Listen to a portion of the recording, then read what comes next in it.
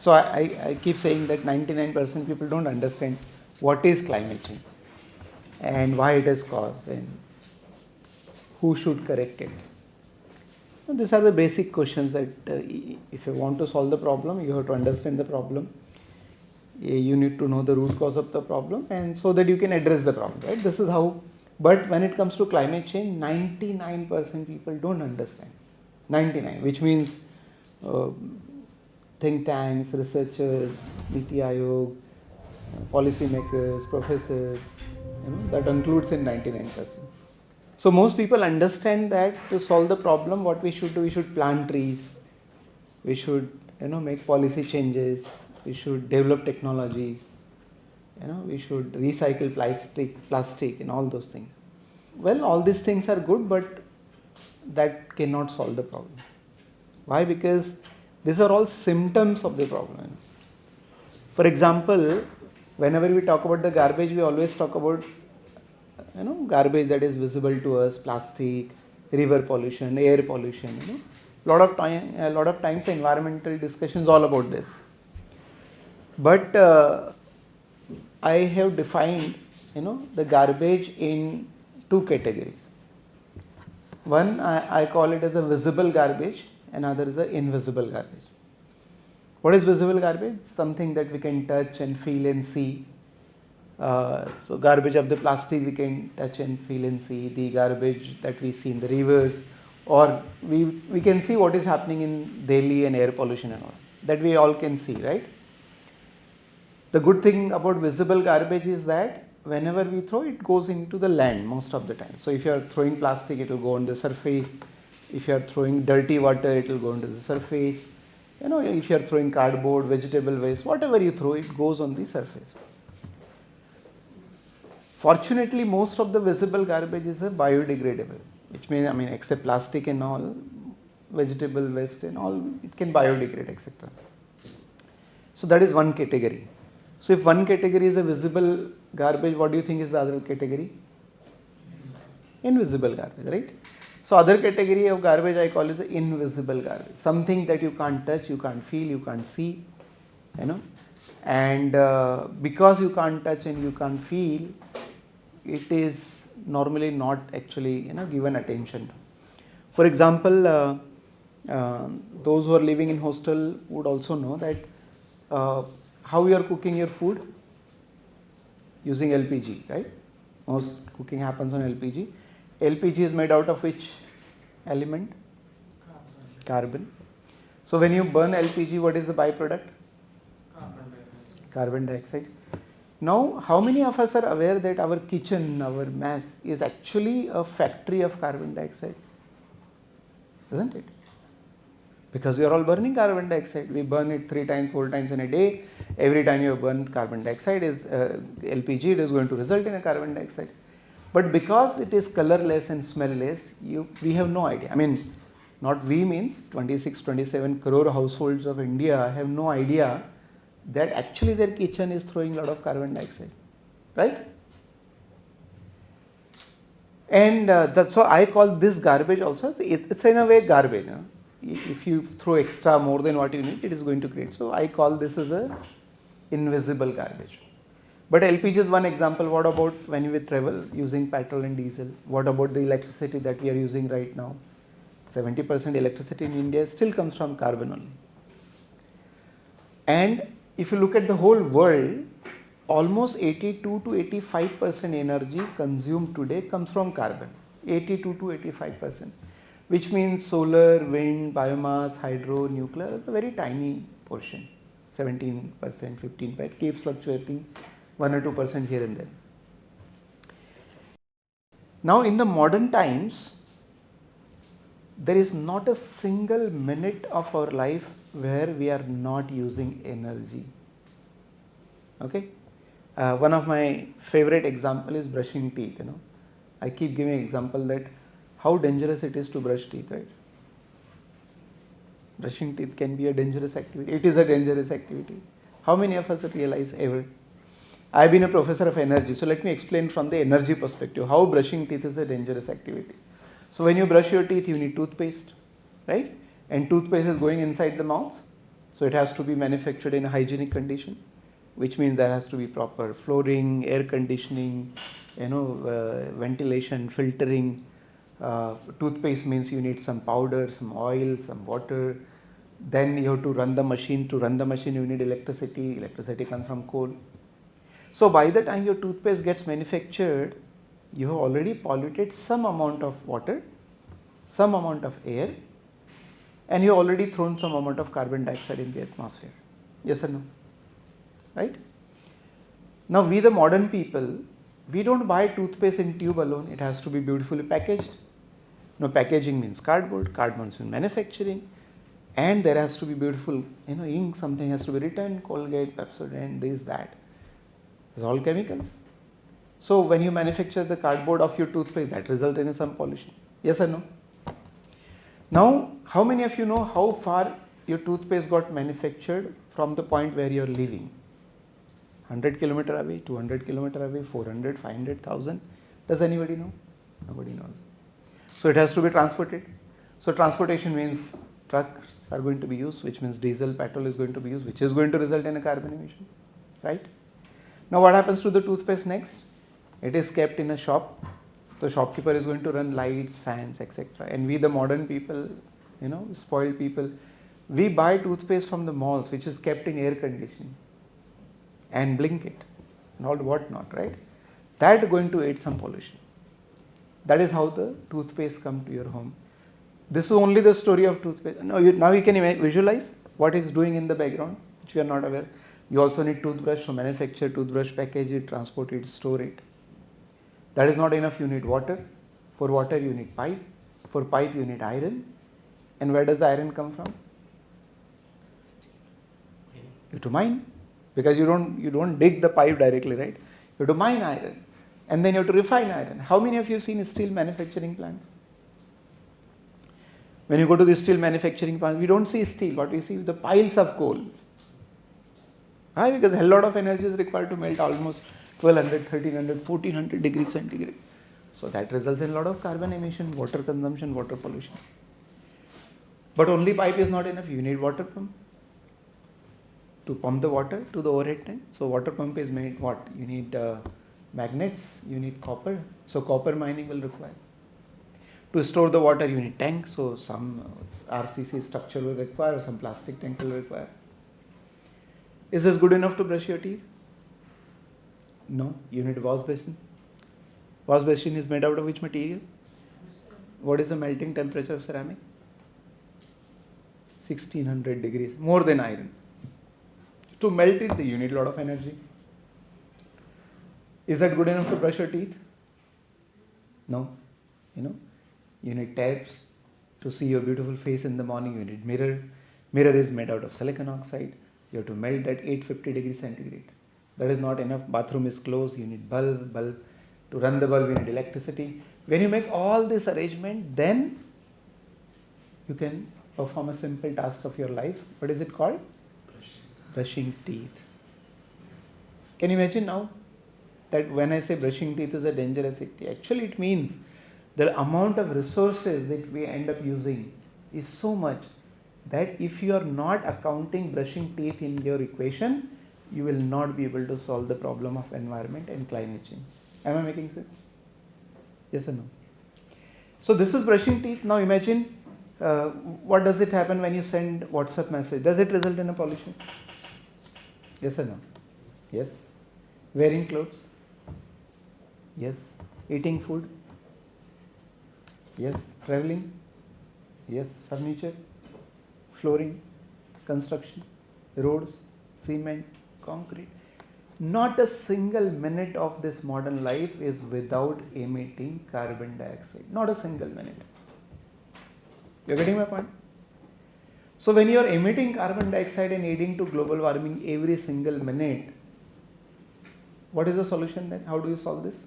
Let us plant trees. I have been traveling all over the country. There are tens and thousands of NGOs. All the NGOs working in environment, what is their most favorite job? Plant tree. And I keep saying, ये मनुष्य बड़ा जालिम हो गया है. You all understand Hindi? बड़ा जालिम हो गया है, पता है? Because what we are doing, we are creating a hell lot of pollution by everything that we do in our life. Brushing teeth, wearing clothes, traveling, phone, food, roads, furniture, everything we do and create pollution. And what we are thinking, who should solve it? Tree should solve it. Awesome, isn't it? But look at how many people in the country are thinking that we should do tree plantation. Poor trees really cannot help us. And if you can actually do simple maths. Right now your global carbon emission only because of fossil fuels is almost about 42 billion tons. 42 billion tons. Have you ever calculated? You are working in climate change? We are working, okay. Have you divided 42 billion tons in a per second? How much it comes? It comes about 1.4 million kilograms of carbon dioxide emitted per second. Can you believe it? 1.4 million kilogram of carbon dioxide is thrown in atmosphere in like this. 1.4 million, 1.4 million. That is the rate which you are throwing carbon dioxide in the atmosphere right now. And we think poor tree should solve it. No way. Impossible. You can do the maths. How much tree is going to absorb when it becomes mature tree? You divide the total emission per year and divide the number carbon that it can be absorbed. You will figure out. I have done a math. It says about 8 trillion saplings to be planted every year, assuming some success rate, etc. How much? 8 trillion every year. Guess how many trees are standing right now on this planet? All forests put together? 3 trillion. All forests, every tree counted put together, we are only 3 trillion standing. What we need to do is plant about 8 trillion every single year. So, we can plant trees every morning, every afternoon, every evening, whatever you want. Tree cannot help us. Full stop. That's it. But everybody feels the tree will help. Okay. What is the second most favorite job of the NGOs working in environment? पेड़ लगाना. दूसरा plastic बचाना. That is the second favorite job. Huge number of organizations, plastic this, plastic recycling, this eco bricks, and people have really gone crazy. They started to now learn eco bricks. What they do, they collect the plastic and put it in some bottle and make it really solid and think that it is eco. No, it cannot work. No way, because plastic is 2.8% of global carbon emission. So I keep giving this example. Even if you pray and Lord Shiva is in front of you and Bholenath ji कहेंगे आपको क्या चाहिए, तो आपने बोला भोलेनाथ जी धरती से plastic गायब कर दो, and he said तथास्तु, done. Will that solve the problem? No, it's anyway a small problem. So will policies help us? Policy making. First time in the world people started discussing about the climate change at a serious level was Copenhagen Agreement. That was 1990s, more than 35 years ago. Then came Kyoto Protocol, 1997. Then since then there is a COP meeting taking place every year, 30 years have gone. Then came Paris Agreement in 2015, which is a legally binding agreement.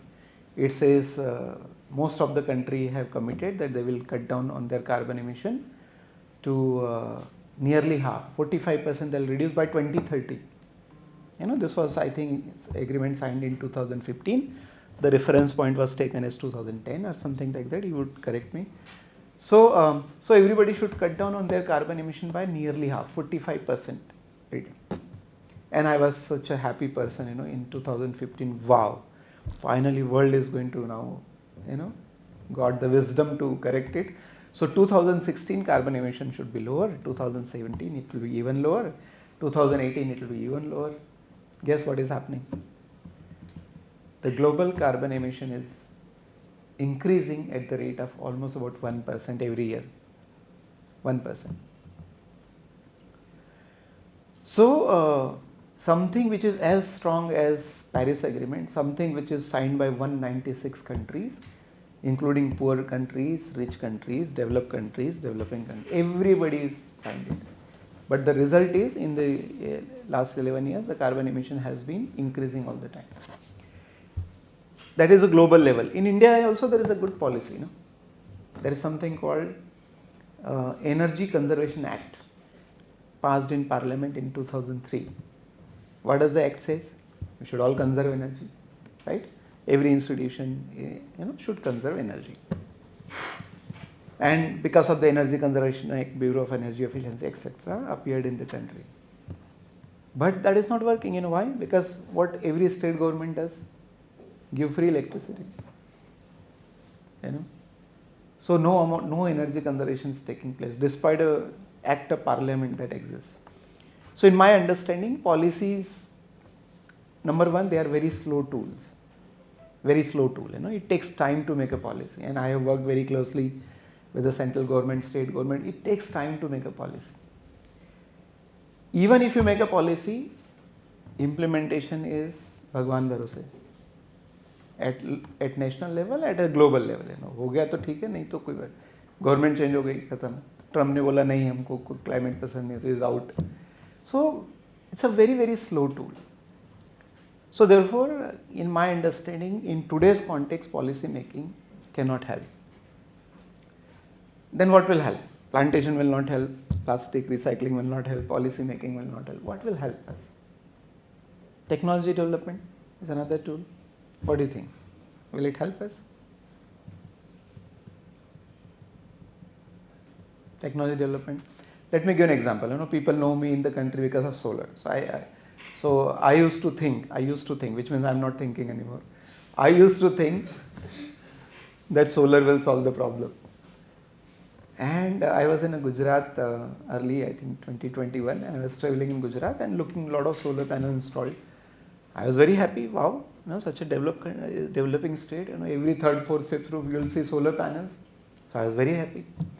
After 15-20 days of my yatra in Gujarat, somebody came to me after my talk. He said, "Sir, thank you very much. आपने आँखें खोल दी." क्या हुआ? He said, "Sir, my sister called me a few days back कि भैया मैंने घर पे 6 किलोवाट का सोलर सिस्टम लगा लिया है, 6 किलोवाट का, और बोल रही थी पहले एक कमरे में एसी था, अभी तीनों कमरों में एसी लगा लिया है." See, we have to understand that solar panel doesn't come from the God's home, right? भगवान के यहाँ से नहीं आते. Where does it come from? You have to mine, refine. I did my PhD in solar.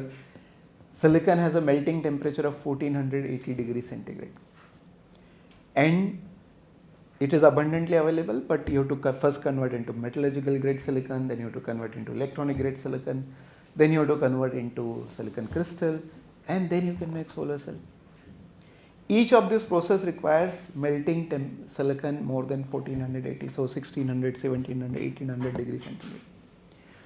By the time you make silicon wafer itself, it has gone to 3 melting process. Imagine the energy requirement, Then that's only silicon wafer, but you have to make solar cell. Any one of you are from semiconductor background? To make a solar cell, you have to make a PN junction. So 850 degrees centigrade, you have to diffusion process, but that's only diffusion. You have to make anti-reflection coating, so some 80 nanometer of another coating, and then there's a front metal contact, there's a back metal contact, and there's all kind of things. But that is only silicon cell. That cannot withstand the air and all this. You have to protect it, so you have to make glass to cover it. You have to seal hermetically. That's not enough. You have to give strength to that huge panel. So you have to make aluminum frames. You have to mine aluminum. That is not enough. To erect the module, you need iron structure. So you have to make iron. But that is also not enough. You need to take power out of the module, which is a DC normally. So you have to make a copper cable. But that is not enough, because you are getting DC and you are normal 230 volt AC and solar radiation is fluctuating, so output power is fluctuating. So you have to condition that power. You need inverter. And once you have all this arrangement, you can use solar panel, right? So solar panel by itself is not a great thing, because it comes from mining, refining, all this thing.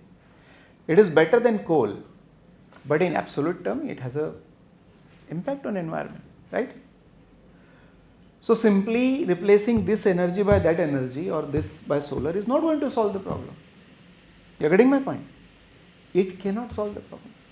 Just because you are making electric vehicle, it cannot solve the problem. Just because you thought of hydrogen, green hydrogen, it cannot solve the problem.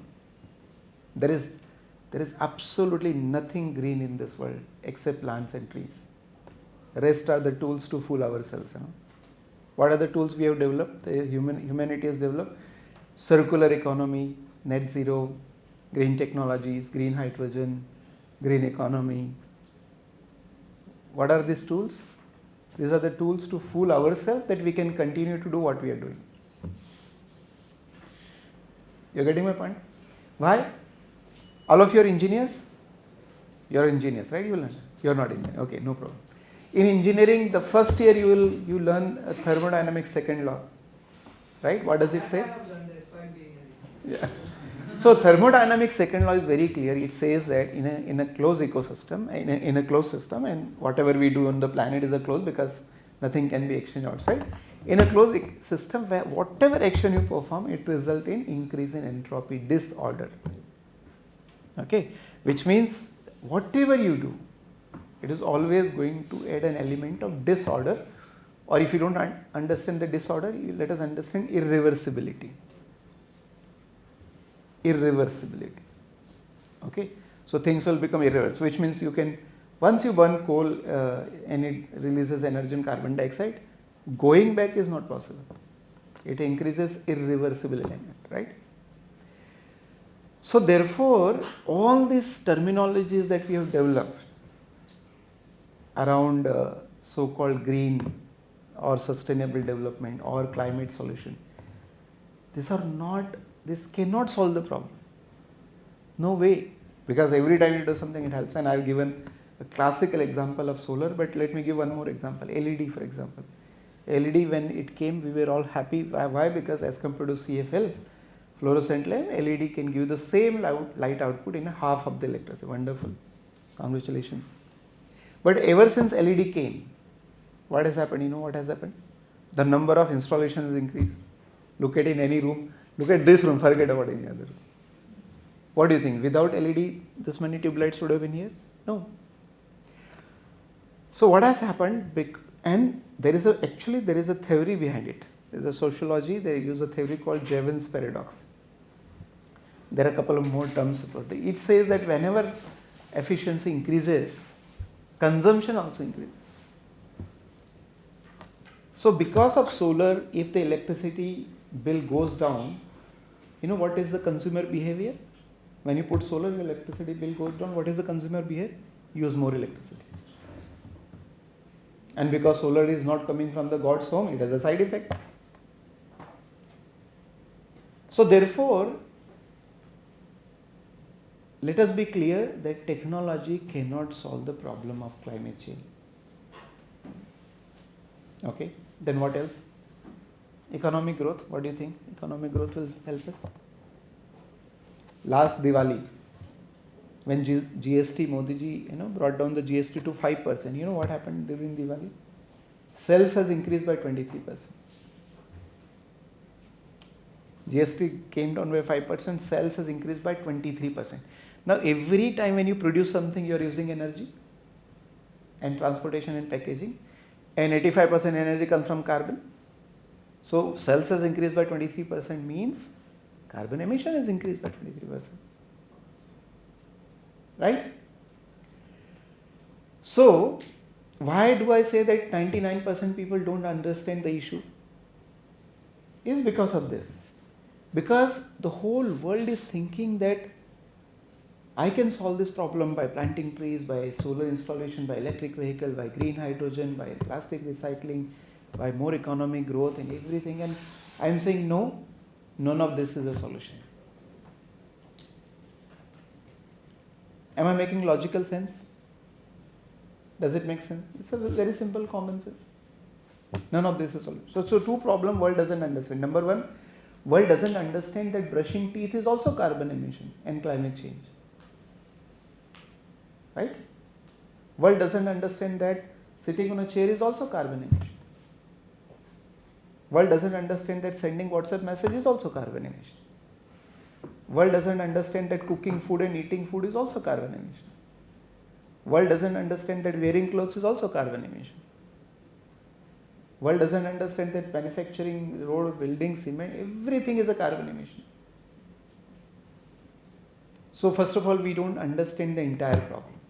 Second thing, our tools are not appropriate. That cannot work. Even in the best situation, as I said, let Lord Shiva be there with you and he is ready to say Tathastu. That still cannot work.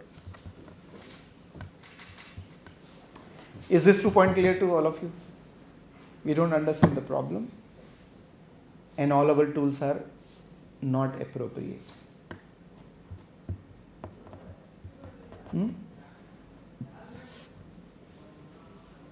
But what is your guess? Now, what do you think? When I say 99% don't understand, am I correct or not?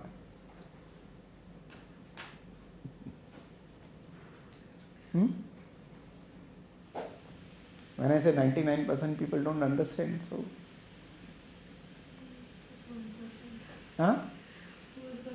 Who is that 1%? Good question. No, I say 99%, but people correct me that, sir, you're wrong, not 99. 99.9% don't understand. So then, of course, the logical question is, sir, if this is not a solution, that is not a solution, that is not what is the solution, right? Is there a solution exist? Answer is yes, there is a solution. Then the question, what is that solution? What should we do to solve the problem? Well, as I said, I also used to believe that solar will solve the problem, but I left IIT in 2020. I started traveling. I left my home. So last 6 years, I am literally on the road and meeting lakhs of people. So becoming little wiser in this issue. What is the solution then? Well, according to me, recognizing the truth of life is the solution. सत्य को पहचानना, जीवन का जो सत्य उसको पहचानना ही solution है. और जीवन का मतलब, I'm not talking about some abstract philosophy, I'm saying the real physical philosophy. That is the solution. And what is that? I mean, we have to realize that science can grow, technology can grow, economy can grow, planet cannot grow. By the way, what is the definition of truth? What we define as truth? What is truth? In Gita, it is defined as truth is something that is untrue will not last, and something that is true will not end. जो सत्य हो कभी खत्म होता नहीं, जो असत्य हो टिकता नहीं. So something that never ends is truth, as per So then in our scriptures, they always say the human body is untrue, asatya. You know why? It's going to die. What about this building? Satya hai, asatya hai? असत्य है, ये तो टूट जाएगी. After 50 years, 100 years, maybe 150 years, God knows, it's going to fall down. So something that changes is not true, but something that never changes, that is truth. And you have to recognize the truth to solve the problem of climate change. Clear? Let me give another example. 2 plus 2 is equal to 4. What do you think of this? Truth or untrue? What do you think of this? 2 plus 2 is equal to 4. Truth or untrue? It's always going to be like this. Whether we are here on this planet or not there on the planet, whether our GDP is increasing or decreasing, whether you go to moon or Mars, doesn't matter. 2 plus 2 is always going to be 4. So this is truth. So what did I say? If you want to solve the problem, you have to recognize this truth. And what is that truth when it comes to the lives that we are living? Well, science can grow, technology can grow, economy can grow, but planet cannot grow. And planet cannot grow is the truth. Can we make and stretch our planet bigger? Can we make and stretch our planet bigger?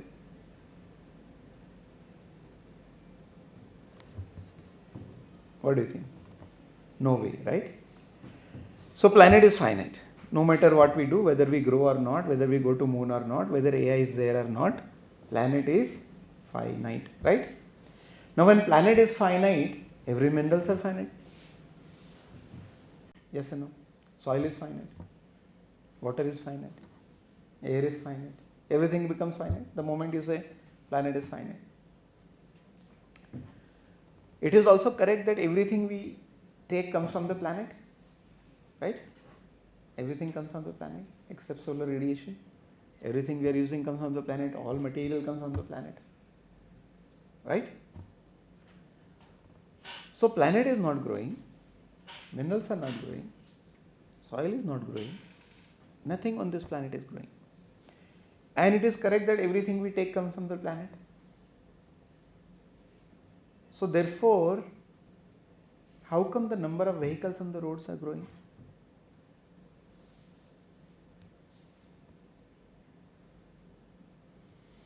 How come number of clothes in our cupboards are growing? How come number of buildings in a city is growing? So we are using the resources. You are using resources, okay? But because planet is finite, right? So if you are using resources means you are actually using it through depletion of resource, right? That's the only way possible. There is no other way. Because you are using it, there is some depletion taking place somewhere. Okay, very good. And thermodynamics also says that not only it is going to deplete, it is also going to degrade. Yes? Yes or no? So now we analyze the situation. What is happening on this planet? Science is growing? Yes. Technology is growing? Yes. AI is growing? Yes. Space technology is growing? Yes. Economy is growing? Yes. Congratulations. Wonderful. Okay. But there are other things which are degrading. Because you can grow only at the cost of degradation. There is no other way out. Yes. So these things are growing. But there are other things which are degrading. What is degrading? Air quality improving or degrading? Hello? Say it. Improving or degrading? Degrading. Very nice. Water quality? Degrading. Soil quality? Depression? Depression increasing. Stress? Increasing. Violence? Increasing. Global warming? Increasing. Climate change? You are getting the point? Are you getting the point? That whatever you do, it can happen at the either depletion, not either, depletion and degradation. So what is very good. So now we have recognized that something is growing and something is degrading. What is growing? AI is growing. Can we, if there is no AI in our life, can we survive? We can. Okay. There is no AI in our life, we can survive. If there is no water in our life, can we? No. If there is no air in our life, no soil in our life, no. Something that is not essential for human survival is all growing. Very important microorganisms also Are also decaying. Yeah. So something that is not essential for human survival is all growing, and something that is very essential, without which you cannot live, you can't survive, is all degrading. So I don't know whether shall I congratulate for this or I don't know what to do. But look at the current situation of this world. So why we are doing? So we are violating the very fundamental law that Earth is finite, every resource is finite, and therefore our consumption has to be finite only. You can't keep producing more, consuming more. Right? It has to be, because everything has a side effect. Yes, nature has a tolerance limit. So like we can pinch and some our skin get cut, but it can get repaired. There is a tolerance. But if you can cut it beyond a limit, it will not get repaired, right? There is a threshold for everything. So nature has a tolerance limit. If you can do something, it's okay. It will forgive us. But if it crosses a limit, there is no return path. Right? So what world is not recognizing and realizing that there is absolutely no way you can continue to live in the manner we are living on this planet right now. No way. Impossible. Mathematically impossible. Physically impossible. isn't it? If your salary is fixed, what do you do with your expenses? When your salary is fixed, what happens to your expenses? It becomes fixed. When the size of our car is fixed, let's say there is a 5-seater car, how many people you are going to invite to sit inside? Not 10, right? Suppose number of bedroom in your house is fixed. How many people you are going to invite? Depending on the bedroom. You are not going to 2-bedroom house, you are not going to invite 20 people to sleep, right? So when our resources are fixed, we automatically fix our consumption. That is, we do intuitively. Nobody gives us training, you know, when you are earning 20,000, you can spend only. Nobody gives us training, it's all intuitive. But our planet is also fixed. Right? You're getting my point? Planet is fixed. Then why are you not fixing our consumption? We do this for everything else that we do in our life, not for the planet.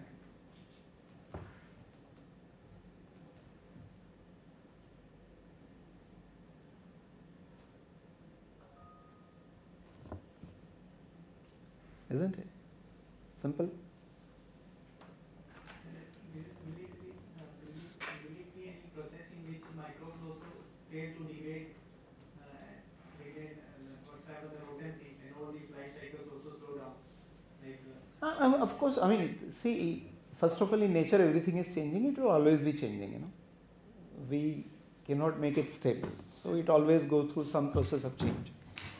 And some change takes tens and thousands of years. The change that is happening right now is so fast. Nobody knows how the microorganism will evolve, how the human life will evolve, how the all animal species will evolve. We have no idea because the change is super fast, unbelievably fast. So you're getting the situation? So 99% people don't understand the problem. That will include 99% professors of IIT MADRAS also, right? And all the think tanks, all the policy makers, Niti Aayog.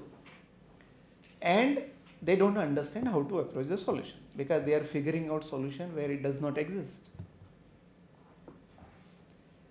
So the first condition, if at all you want to solve the problem and restore the balance, restore the environmental balance, you know, cool down the planet Earth and stop climate change, the first thing what you need to do is live within the limits of the planet. And planet is not growing. Minerals are not growing. Nothing is growing. So live within the limits. You know, Hindi में सबको हिंदी पता है? हिंदी में एक बहुत अच्छी कहावत है. कहते हैं जितनी चादर हो उतने पैर फैलाना चाहिए, है ना? तो धरती की चादर सीमित है कि असीमित है? सीमित है. तो जरूरतें सीमित हो सकती है कि असीमित हो सकती है? सीमित हो सकती है. सिंपल सी बात है. इतना ही तो समझना है. 99% people don't understand that. Look guys, on the finite planet with the finite resources, only finite consumption is possible.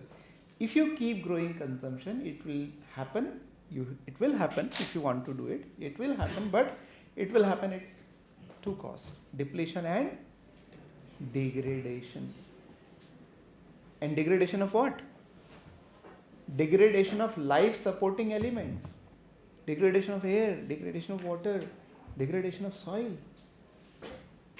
How can we do this? In Ramayana there is another chopa, you know, beautiful.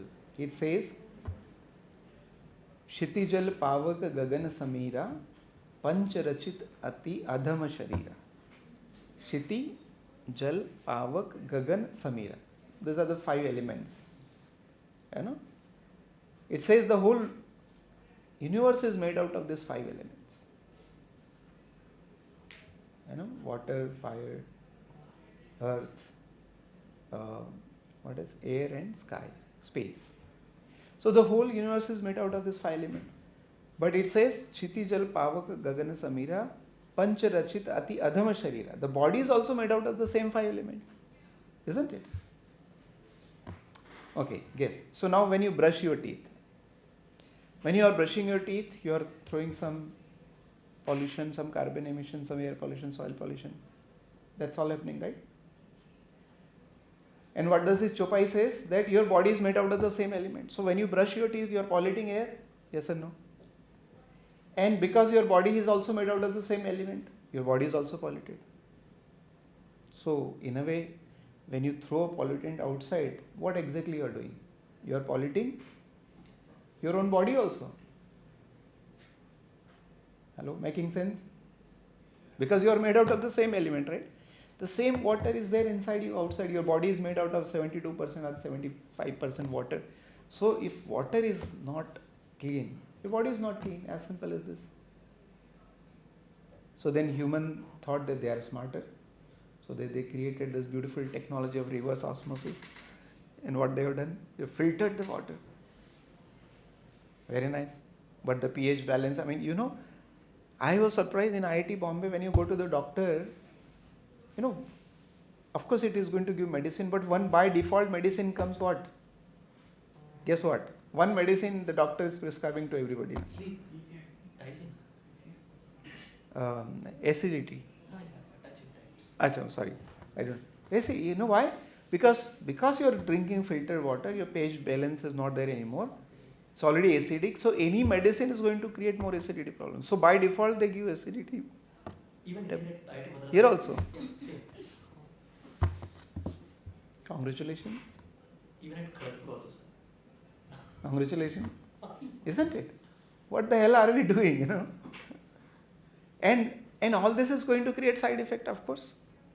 So when you are polluting the 5 elements, be assured, full guarantee that you are actually polluting yourself.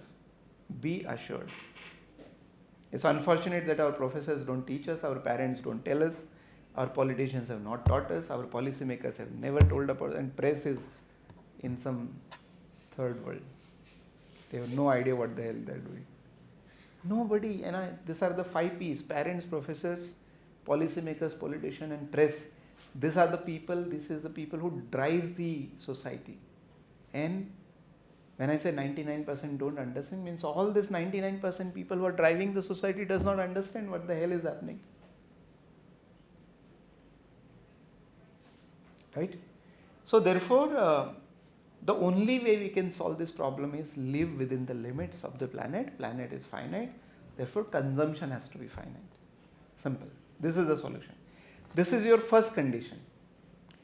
If you are following within this condition, then policy making will help. If you are following within this condition, then technology will help. If you are following this condition, then everything else will help. Then plantation will help. But if you are not following, no matter what you do, I guarantee you disaster. 100%. I can write it in a stone on this walls. You're getting my point? Because you are trying to solve the problem very good. But if the rate of growth of your problem is faster than the rate of growth of your solution, will you ever be able to solve the problem? No way. And that's the whole problem today, that we are doing something, thinking that we are doing something good, but it has no meaning because the rate of growth of your problem is still higher than the rate of growth of your solution. So therefore plantation cannot help. Therefore solar cannot help. Therefore electric vehicle cannot help. Therefore green hydrogen cannot help.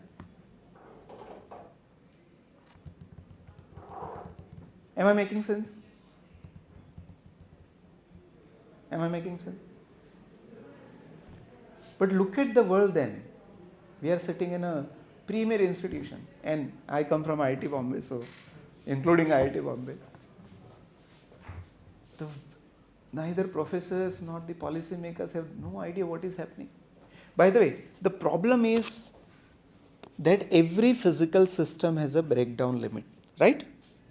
Every physical system has a breakdown limit, and planet Earth is nothing but a physical system. Yes or no? It's a physical system. It has a breakdown limits. So, rubber band, you can pull little bit and leave it, it goes to the original state, but if you pull beyond a limit, it will break down. The chair on which you are sitting, one person is sitting, maybe 2, 3, 4, 5, maybe 10 people can sit, but the moment 11th person sits on the chair, it will break down. So every physical system has a breakdown limit. So does the planet also. Here the planet breakdown does not mean the planet will fall apart. No, it means that whatever is the balance that has been created in millions of years, that will not be there.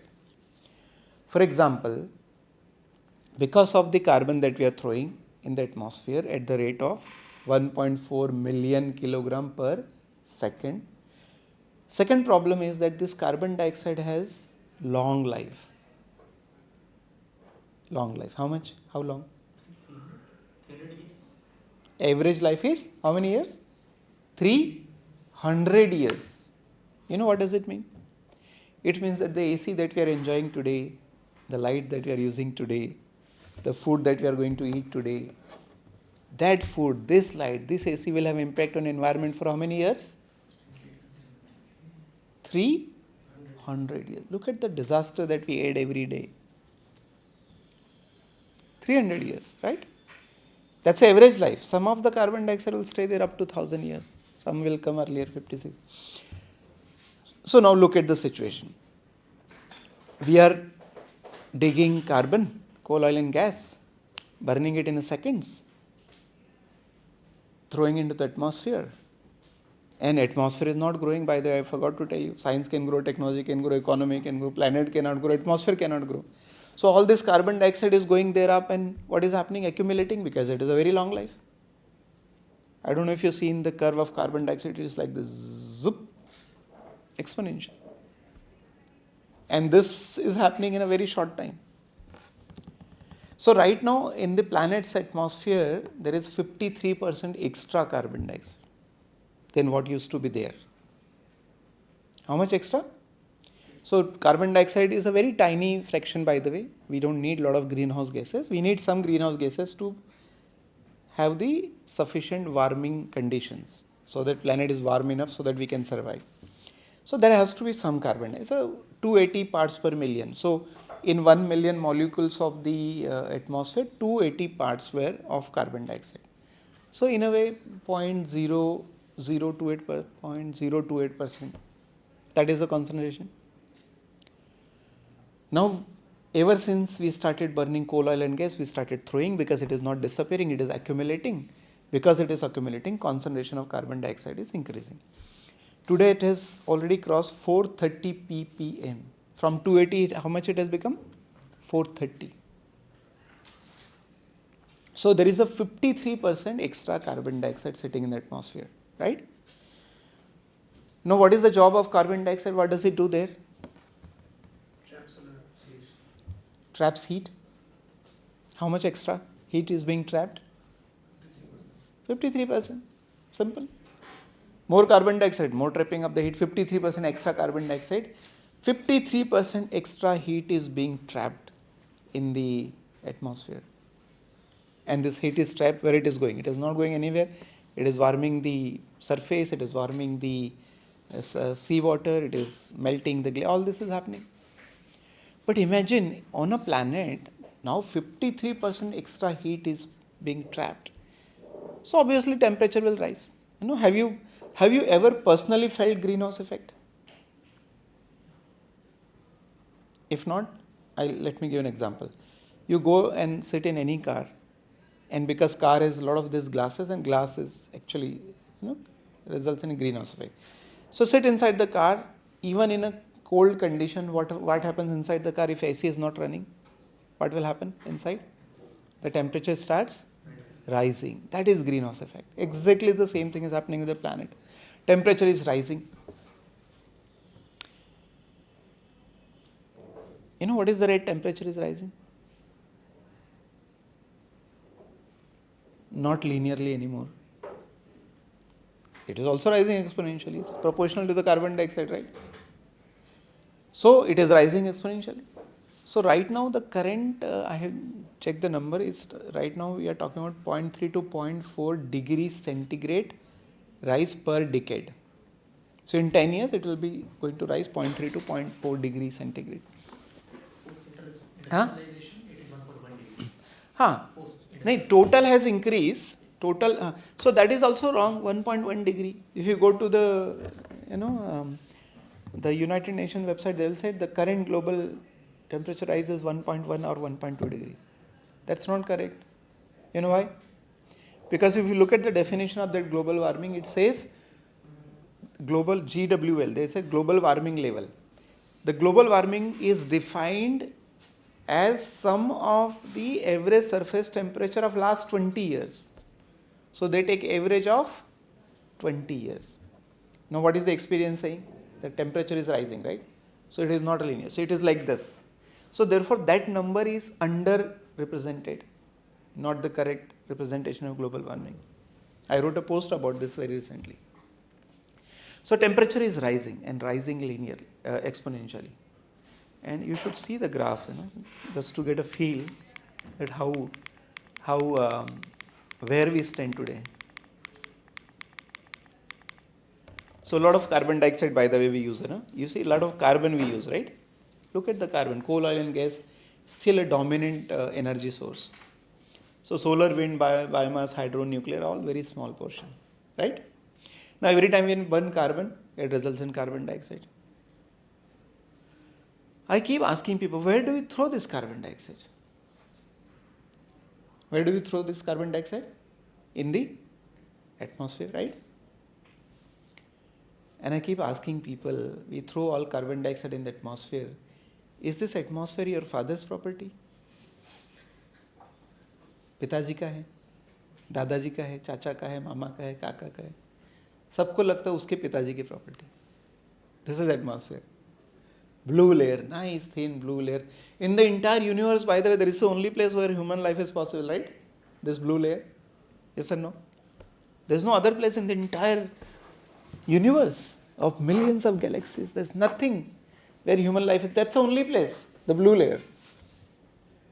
And what are we doing? Throwing all the garbage, invisible garbage in this. Isn't it? Considering as if it is your father's property. And I keep reminding people, ये तुम्हारे पिताजी का नहीं है. But unfortunately, तुम्हारे पिताजी का नहीं, किसी ने बताया भी नहीं ना.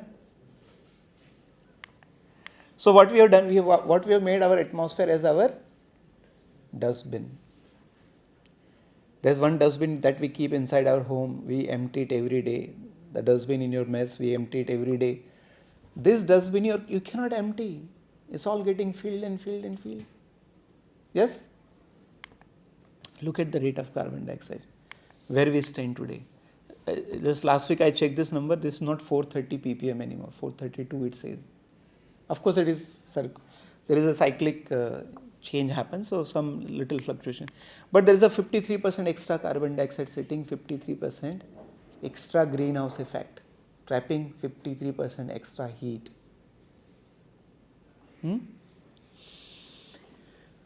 Then look at the temperature. What do you expect? So this is for the last 1,000 years data, right? But if you look at people, scientists have been figuring out there are data available for last 800,000 years. Huh? Yeah. And for 800,000 years, this graph was constant here, same. 800,000 years. Except when people got hold of 1800, 1850, coal, oil and gas, Hindi में एक और कहावत है बहुत अच्छी सी.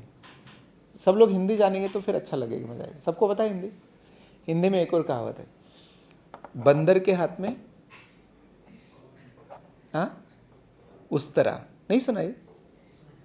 सुना? बंदर के हाथ में उस तरह किसको बोलते हैं? जो नाइफ होता है ना, दैट इज कॉल्ड उस तरह. सो बंदर के हाथ में उस तरह का, what is the meaning of this proverb? It says, because monkey doesn't understand the value of ustara, right? So if you give that ustara to the monkey's hand, what it is going to do? It is going to kind of misuse it. It will cut itself, it will cut damage, inflict the damage to others. And I keep giving this analogy, कि 1850 में इंसान रूपी बंदर के हाथ में carbon रूपी उस्तरा लगा. He did not know what to do with this, right? So now that ustara has damage, causing all kind of damage, right? So it's that kind of, I hope you understand, right? So बंदर के हाथ में ustara लगता है, तो it creates damage everywhere, and that's what kind of moral is. But look at where the carbon dioxide levels are rising, 430 ppm. Now this is resulting in increase in temperature. This is how temperature data are. you can see three different distinct part of this graph between some 1840 to almost like 1910, then 1920 to 1960, and then 1960 onwards. You know, so less carbon dioxide was there, so less increase in temperature. Then there was more increase in temperature, but beyond 1960, let's say 65. What do you think of this graph? From 1965, how does it look? Is it a linear curve, or it has a tint of a exponential behavior? Beyond 1965.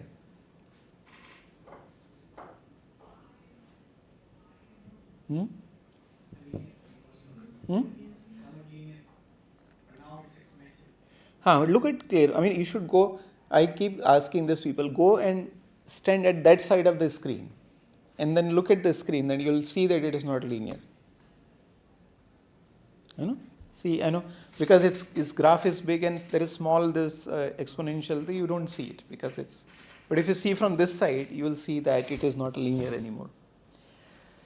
Now, what I was saying, that every physical system has a breakdown limits.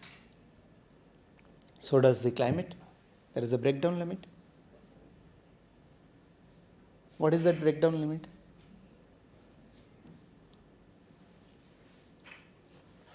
By the way, let me give one more analogy, because it's easy to understand. That we don't realize that how small change in temperature can create a big imbalance. For example, human body. What is our normal temperature when we are not sick? How much it measures in thermometer? 37 in degree Fahrenheit.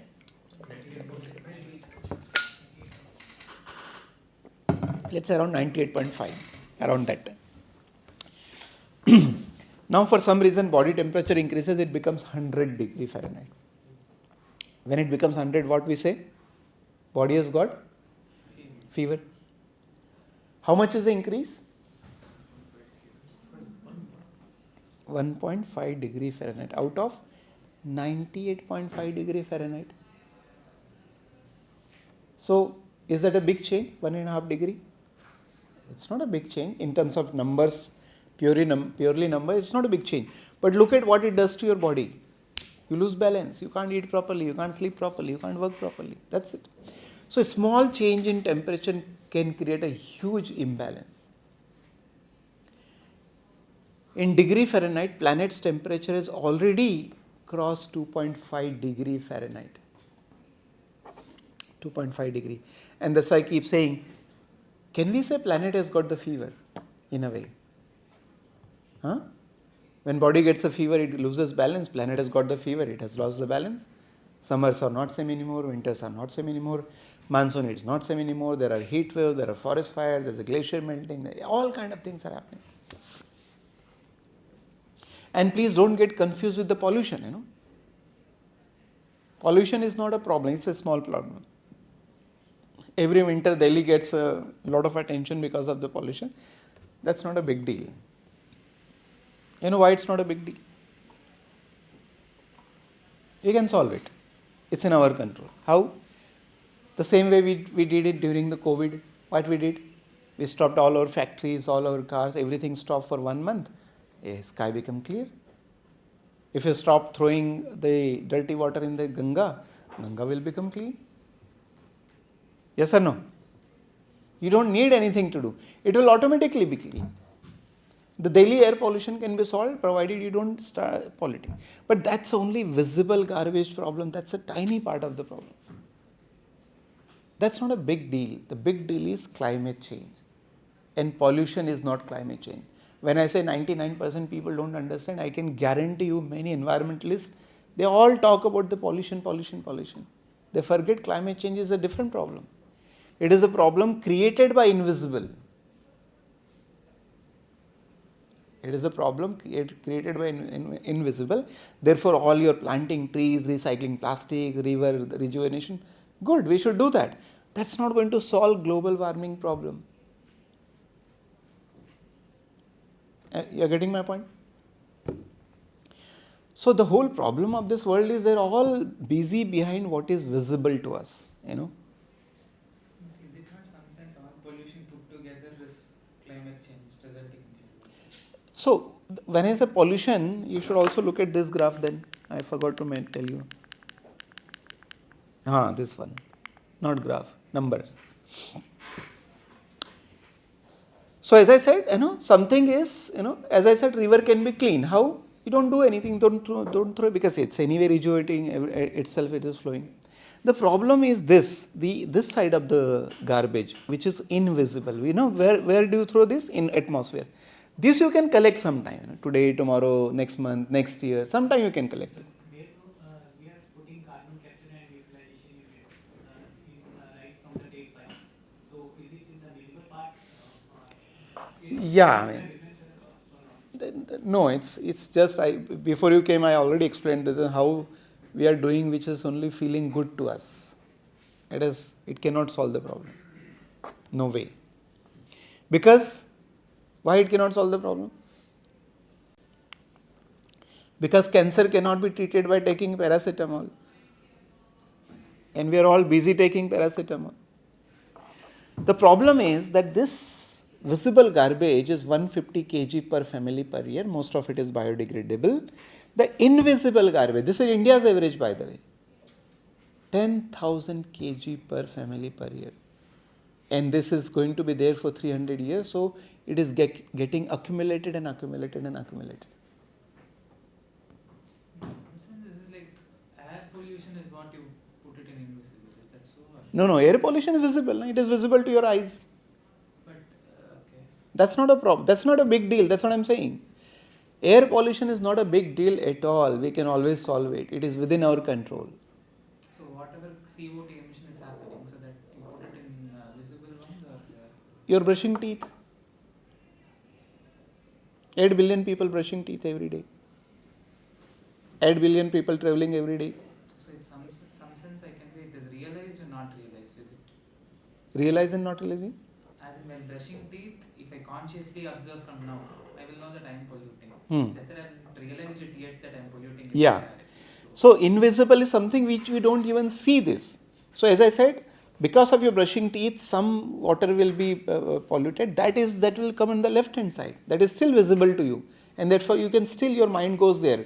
You can see the pollution in the river. That's a visible part. So You can see the plastic. What is not visible is the carbon emission, right? Yes, greenhouse gases.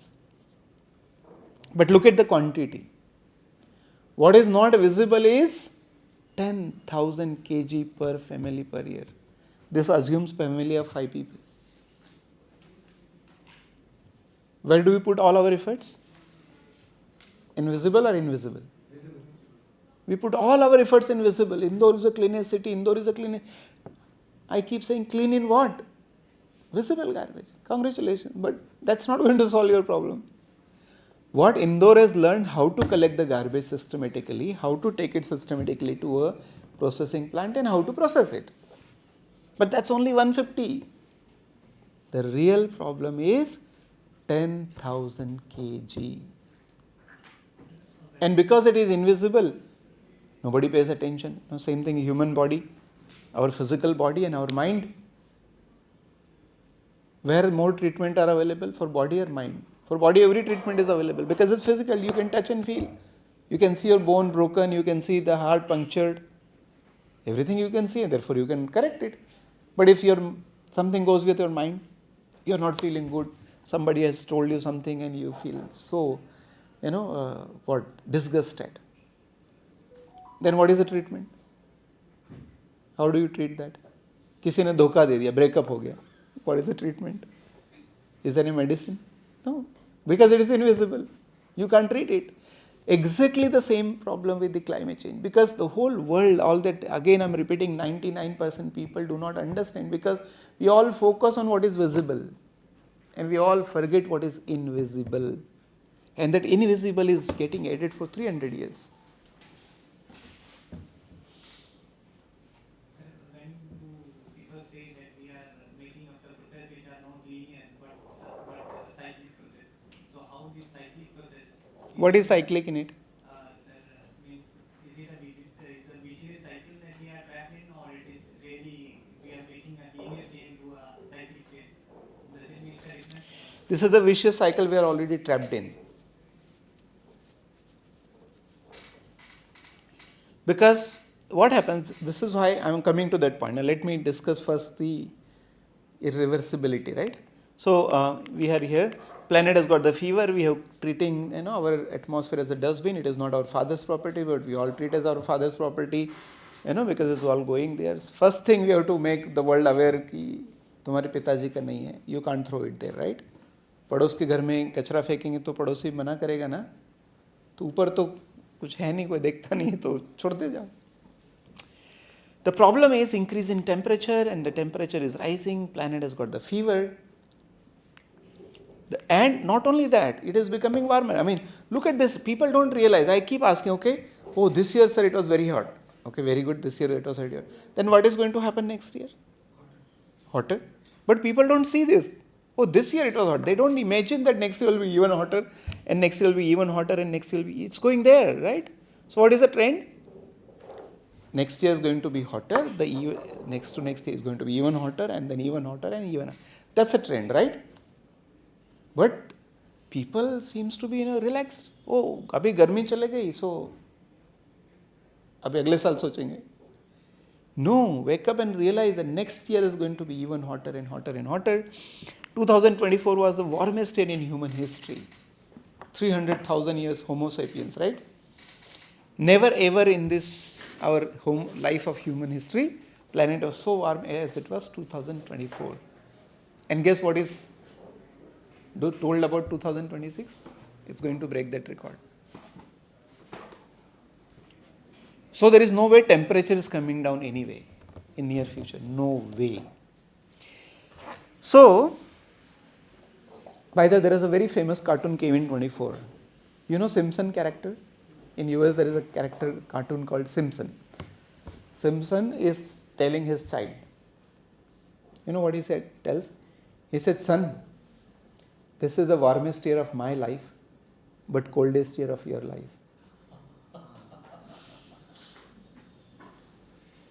So the summer that has gone, that is all coldest year of your life, by the way. Isn't it? But how many people sing this in, that it is the coldest year of my life, it's next year is going to be hotter, the year after is going to be, of course there is going to be a natural fluctuation, something here and there will happen, but the trend is that it's going to be hotter and hotter and hotter. Let me give another number, and maybe for you, that unfortunately, whatever we see the impact today of global warming, it is there is a phase lag between carbon dioxide release and the impact seen. Phase lag, 6 to 8 years. Why? Because the carbon dioxide goes there, start trapping the heat, and then that heat get absorbed by the ocean, and it takes some time for the entire things to set up. तो आज से हमने carbon emission बंद भी कर दिया, अगले 6-8 साल तो वो इम्पैक्ट बढ़ता जाएगा.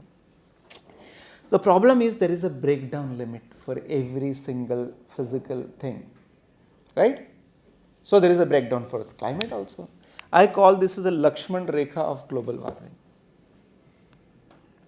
Lakshman Rekha. What is Lakshman Rekha? What is Lakshman Rekha? All of you know? In Ramayana, when Sita Maiya, when she crosses the Rekha, she could not come back. Even, she is like a goddess, but cannot come back. Same thing is true for us also. Once we cross the Lakshman Rekha of global warming, it's unlikely that you will be able to return to the original state. Unlikely. What is that boundary condition? So, as per the scientists, they say that 1.5 degrees centigrade, the change in climate will starts to become irreversible, and by 2 degrees centigrade, almost it will be completely irreversible. Almost 2 degrees centigrade. Now this is degree centigrade, scale is different. So degree Fahrenheit, I think 1.5 is about 1.7 degree, and 2 degree is about 3.7 degree Fahrenheit, approximately, if I remember the number correctly. So what will happen beyond 2 degrees centigrade? That's very interesting discussion, I always say. What will happen? Suppose we cross irreversible limits, what will happen?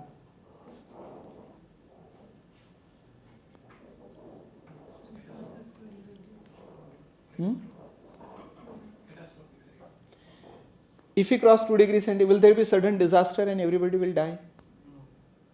No, nothing like that, So there is no sudden thing happening on this planet.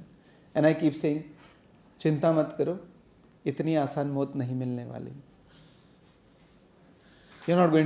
Nature is not going to kill us so easily, How is nature going to kill us? हाँ, in a movie वो जो dangerous villain होता है ना, hero को कैसे मारता है? तड़पा तड़पा के. So you can't even, people are not realizing कि तड़पना क्या होता है nature के कारण. So if you want to see their example, think about what happened in Los Angeles. Last year, you remember Los Angeles? Wildfires? 10,000 buildings got burned. Entire city in a way. And who are these people whose buildings are all rich people, all Bollywood, Hollywood people. What is Los Angeles? Where is it situated? It is situated in one of the most powerful country in the world, America, of the richest state in America, California. In California, the richest city is Los Angeles. 10,000 buildings got burned. And where is it located? Right on the seashore. So पानी की कमी थी ऐसा नहीं है. कुछ कर नहीं पाए, उसको बोलते तड़पना. Have you seen last year the scenes of landslides happening in Uttarakhand during monsoon? The entire village, and somebody took me there. I was there for 3 days study tour, and I was, oh my God, every kilometer 3 to 4 landslides, every kilometer. It's like that. And somebody who was local, he said, sir, when we travel during the monsoon, and you can correct me, he said, sir, when we travel in the monsoon, तो एक driver जो होता है, एक आदमी ऐसे gate पे सिर्फ वो ऊपर से देखता रहता, पत्थर तो नहीं आ रहा है. You do like that? That's every kilometer. Can you? Unbelievable. I saw some almost 100 feet long the iron bridge. It was twisted like a paper clip. Literally like a paper clip. Gaumukh, from where the Ganga originated, it says it's not there now anymore. It's 2 kilometers from the point it used to be there. So nature जब मारेगी तो ऐसे नहीं मारेगी, तड़पा तड़पा के, and all kinds of signs will be there. And the question is, where do we stand today? And if at all we want to solve the problem, all of you, what do you think? You want to solve the problem of global warming? Only one person, oh my God. What is going to happen? You want to solve it? Very good. When should we solve it? When it has not yet touched 1.5 degrees Celsius. That you forget. Whatever you do, it should not cross 2 degrees centigrade global warming. Why? Because after that it will be reversible. And why it is irreversible? Because nature itself is going to cause global warming after that. Why? Because more temperature, more glacier melting, it is going to expose more dark surface of the ocean, more radiation absorption. So that is one positive feedback loop. Once you cross beyond the limit, permafrost in all Siberia will start melting. There is a lot of biomass already there. It is going to decompose, going to release methane. That is going to be another cycle. Like that, there are many cycles which will be itself going. And even if we all become sent and do nothing on this planet, लंगोट पहन के जिए, वो decide करे कि धरती पर कुछ नहीं करेंगे, फिर भी it will keep warming more and more by itself. Because you are going to kick positive feedback. So if at all we are interested, if at all, and those 99% who don't understand, forget about, they are going to be interested. The remaining 1%, if they understand, they need to take action. When do we need to take action? Before we cross the threshold limit, right? Guess how far away we are from the 2 degrees centigrade global warming? 20-25 years from now, possibly. 2 weeks, 3 weeks back, there is a report came from World Meteorological Organization. You should all Google search, you will get it. It says between 2026 to 2030, the temperature rise, they have given range from 1.3 to 1.9 degrees centigrade. Just now, 2-3 weeks back. So we are standing right now very close to this, and I guess we are already crossed this. We are somewhere very close because the definition of 20 years long that is creating, but we are somewhere very close. But this 2 degree is between 2045 to 50. And my judgment is because we are underestimating. This will happen faster than this. And look at the funny part of it now. When is the net zero target of India?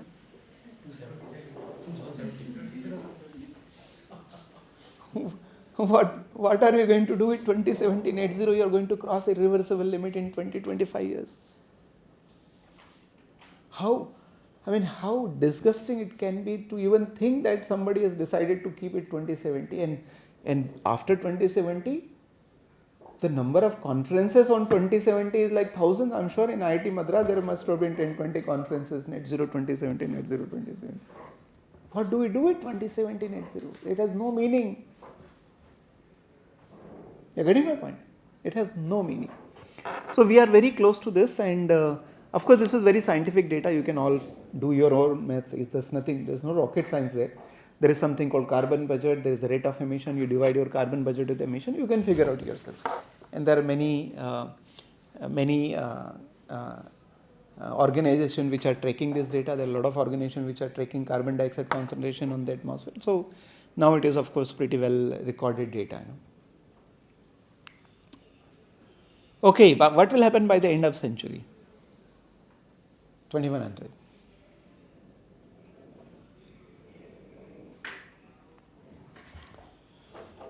The global temperature are likely to rise minimum 2.7 degrees centigrade up to 6 degrees centigrade. Best case scenario, if you do everything great from now onwards, 2.7. And if you don't behave properly, and Trump is definitely not behaving properly, and whatever little discussion we are having, it's already all gone haywire. If it is like that, we are somewhere 4-5 degrees centigrade. Okay, so human body, if we 98.6 degree, 1.5 we say fever, when it becomes 102 degree Fahrenheit, then what happens? Severe fever. 104, I know, ICU, and 106, the end, right? So 5 degrees centigrade is actually 10.5 degree Fahrenheit increase. So there are many questions whether human life can survive or not. If at all it can survive, how many? And those who can survive, in what shape and size we will be living? Because outside condition in many parts of the world, not everywhere, will be unlivable, inevitable. Already sea level is rising. You know how many people migrate every year in Bangladesh from the coastal area? Google search it, figure out it. Lakhs of people. Every year they migrate from coastal area. I have seen places in India, Odisha, Sundarban in West Bengal, which are already submerged. I was wondering, last time I discussed with somebody, what is happening in Chennai? Of course, if the difference is, but there are low-lying area, which are the flat low-lying area, there is, and some people have mentioned me some area, I forgot the name already. Alright, so what we should do to reduce the temperature? As I said, all these things cannot work. Policy, technology, Why? Because cancer cannot be treated by taking paracetamol. These are all paracetamol. So until we live within the limits, there is absolutely no way, according to me, anything will help. They will give us good feeling. वो हमने पेड़ लगाए हैं, we have put solar on our rooftop, we have done electric vehicle, we are doing green hydrogen. That's why I call that gives a wrong assurance to the humanity that we can continue doing what we are doing if we do green hydrogen. That is giving us a wrong assurance. You're getting my point? In a way, it is fooling ourselves that we are not addressing the core of the problem. We are not addressing and doing the chemotherapy for cancer. We are all taking paracetamol and this and that and thinking that we are doing something. So cancer cannot be treated by taking paracetamol. Am I making sense? So far, hello? So until we recognize the truth, I already explained this, until we recognize that nothing can help us increase planet, its size, its resource, nothing. So until you realize and recognize this truth, there is no solution possible. And therefore, on the finite earth with finite resources, we can only have finite consumption. This is our first boundary condition. To start with, if you want to think our solution, this is the first rule that you have to follow. And if you are not following this rule, as I said, everything else has no meaning. A lot of people, by the way, think, sir, कुछ तो फर्क पड़ेगा ना sir, कुछ तो फर्क पड़ेगा. And I said, yes, कुछ फर्क पड़ेगा, पर कुछ काम का नहीं है. I just followed your one tip that I don't used to iron my clothes now. I used to keep it layered and then I just. हाँ, but you are late. Then I said brushing teeth, sending WhatsApp message, using electricity, wearing clothes, eating food, using furniture, everything is creating. That was only one such activity to start. But let me give this number. Of course, Satyamev Jayate, India's emblem says. So ultimately, only truth will win, and truth is that Earth is finite. This is the ultimate truth, and only that will win. Nothing else. So what should we do today? Suppose we decide, yes, let us do something. What should we do today? As I said, solar doesn't mean much today. Plantation doesn't mean much. What should I do today? If at all I want to do something today, what should I do from today? Tell me. Cut down consumption significantly. Right now, humans are consuming resources equal to 1.8 Earth. Whatever is the regeneration capacity of the planet is 1.8 Earth. Well, there is something which can be regenerated. But there is something which can never be generated in the time scale. So fossil fuels and all, you will never, the time scales are millions of years, so there is forget it. But let's say water can be regenerated, some food can be regenerated. So there are two limits, one is which is permanently finite. So all our minerals are permanently finite because you can't regenerate them in the time scale that human life is. But there are something which can be regenerated. So some water can be regenerated, some air can be regenerated, oxygen can be regenerated, and soil can be regenerated to some extent. So some things can be regenerated. But even what is finite, what is regeneratable and what is not, both has finite nature eventually. And right now we are consuming resource of 1.8 Earth. So first of all, it is equivalent to earning 10,000 rupees and spending 18,000 rupees. Right? No way. Of course you can, if you have a credit card, you can borrow it, you can, steal money from somewhere, you can do it. But you can't do it forever. You can do it for some time. So humans can also do for 1, 2, 3, 5 decades, You cannot do all the time. So I think the solution lies in this, that first and foremost important thing is you have to cut down on our consumption. And consumption means what? Everything. The size of our car, the size of our house, the number of furniture in a house, the number of clothes, the amount of travel that I make, the amount of electricity that I use, the amount of food that I am consuming, every single thing we have to cut down. Because every consumption is a carbon emission, right? Every consumption is a carbon emission because most of it is anyway coming from carbon. So until unless we do this, in my understanding, no other tool is going to be of any use. It will give us good feeling. For example, solar. Solar came in the existence in 1973 when first time manufacturing started. It is more than 50 years old technology. Look at enormous amount of solar. India has crossed, India's renewable energy installation is more than the non-renewable energy installation.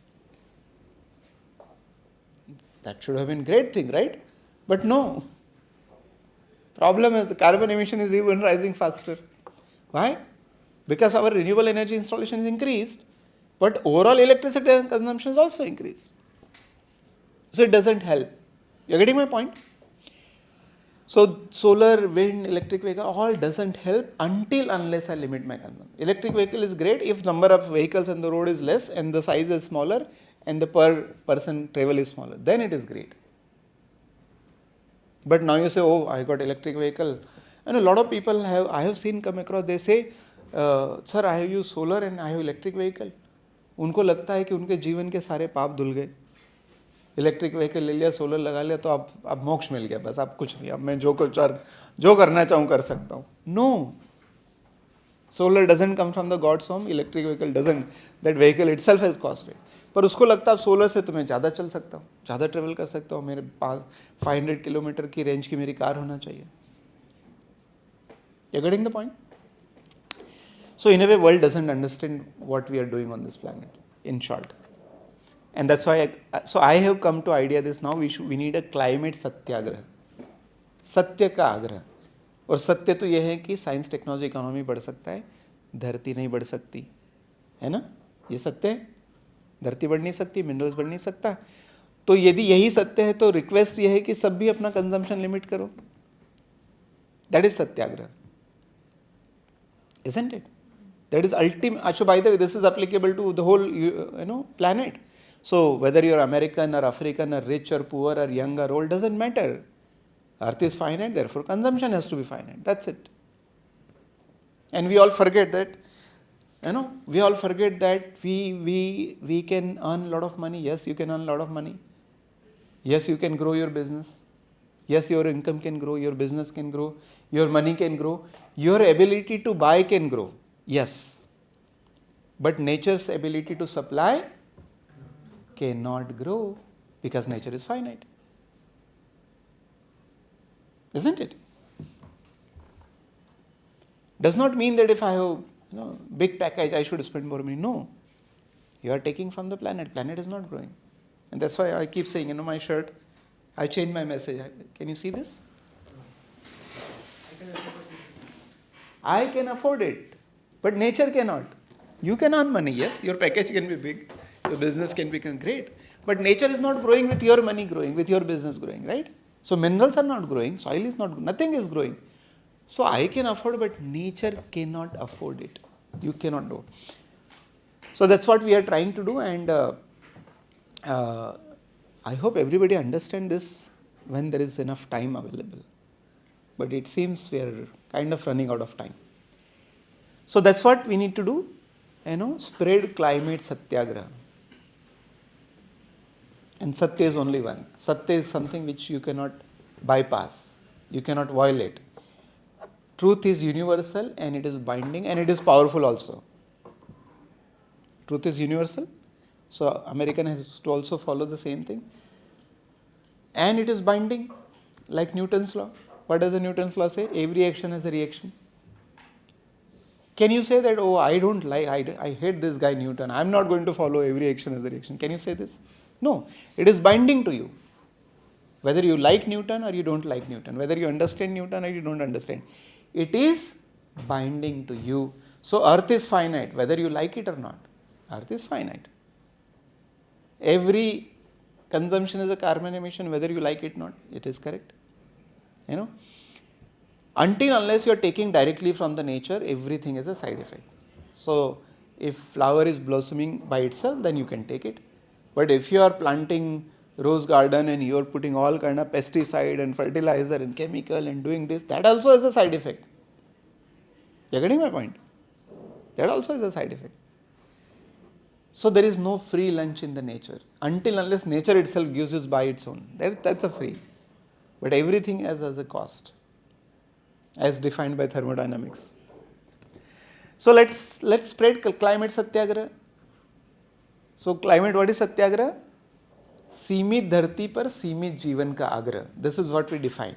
What is climate satyagraha? सीमित धरती पर सीमित जीवन का आग्रह. यही climate satyagraha.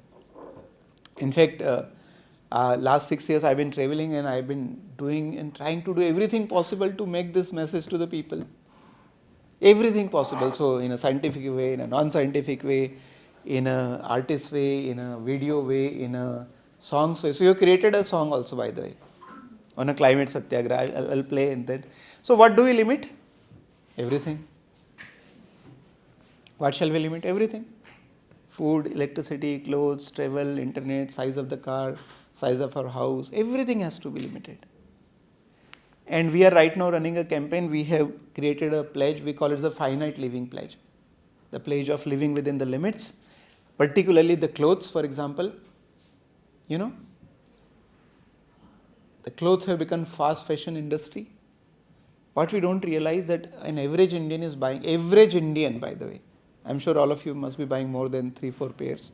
Average Indian buys 3 to 4 pairs, which result, per pair is this. So each person results in a 30 to 40,000 liters of water pollution, not water consumption, water pollution.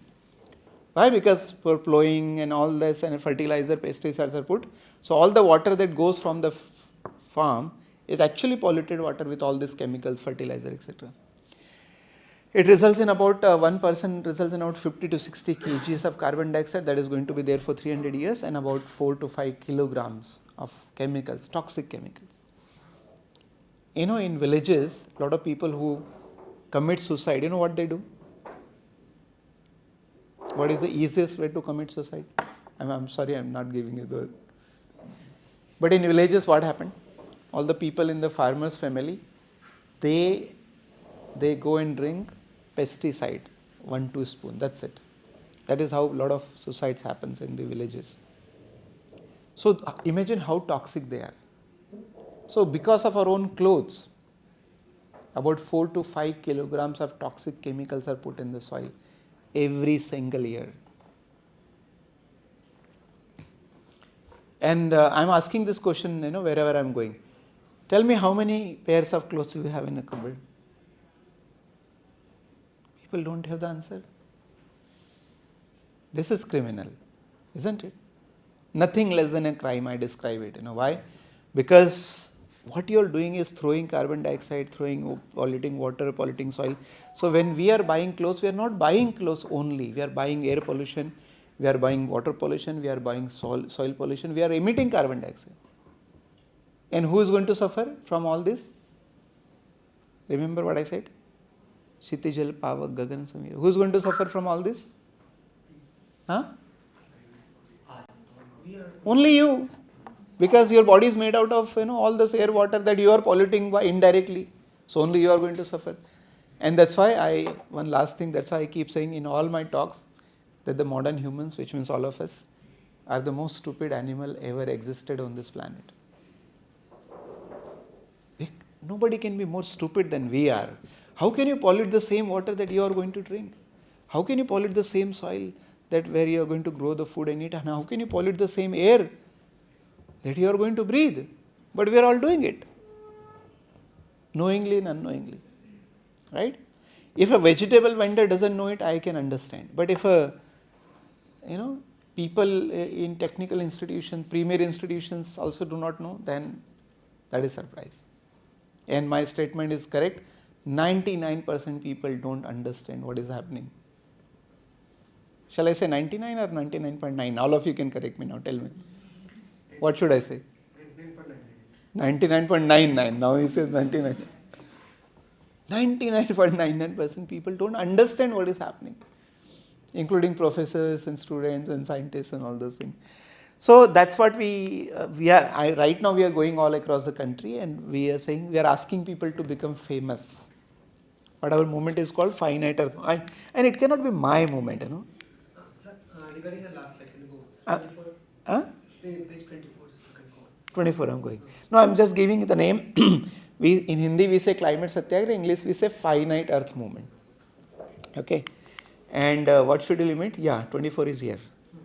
So my question was related to this panel. Clothes obviously I understand.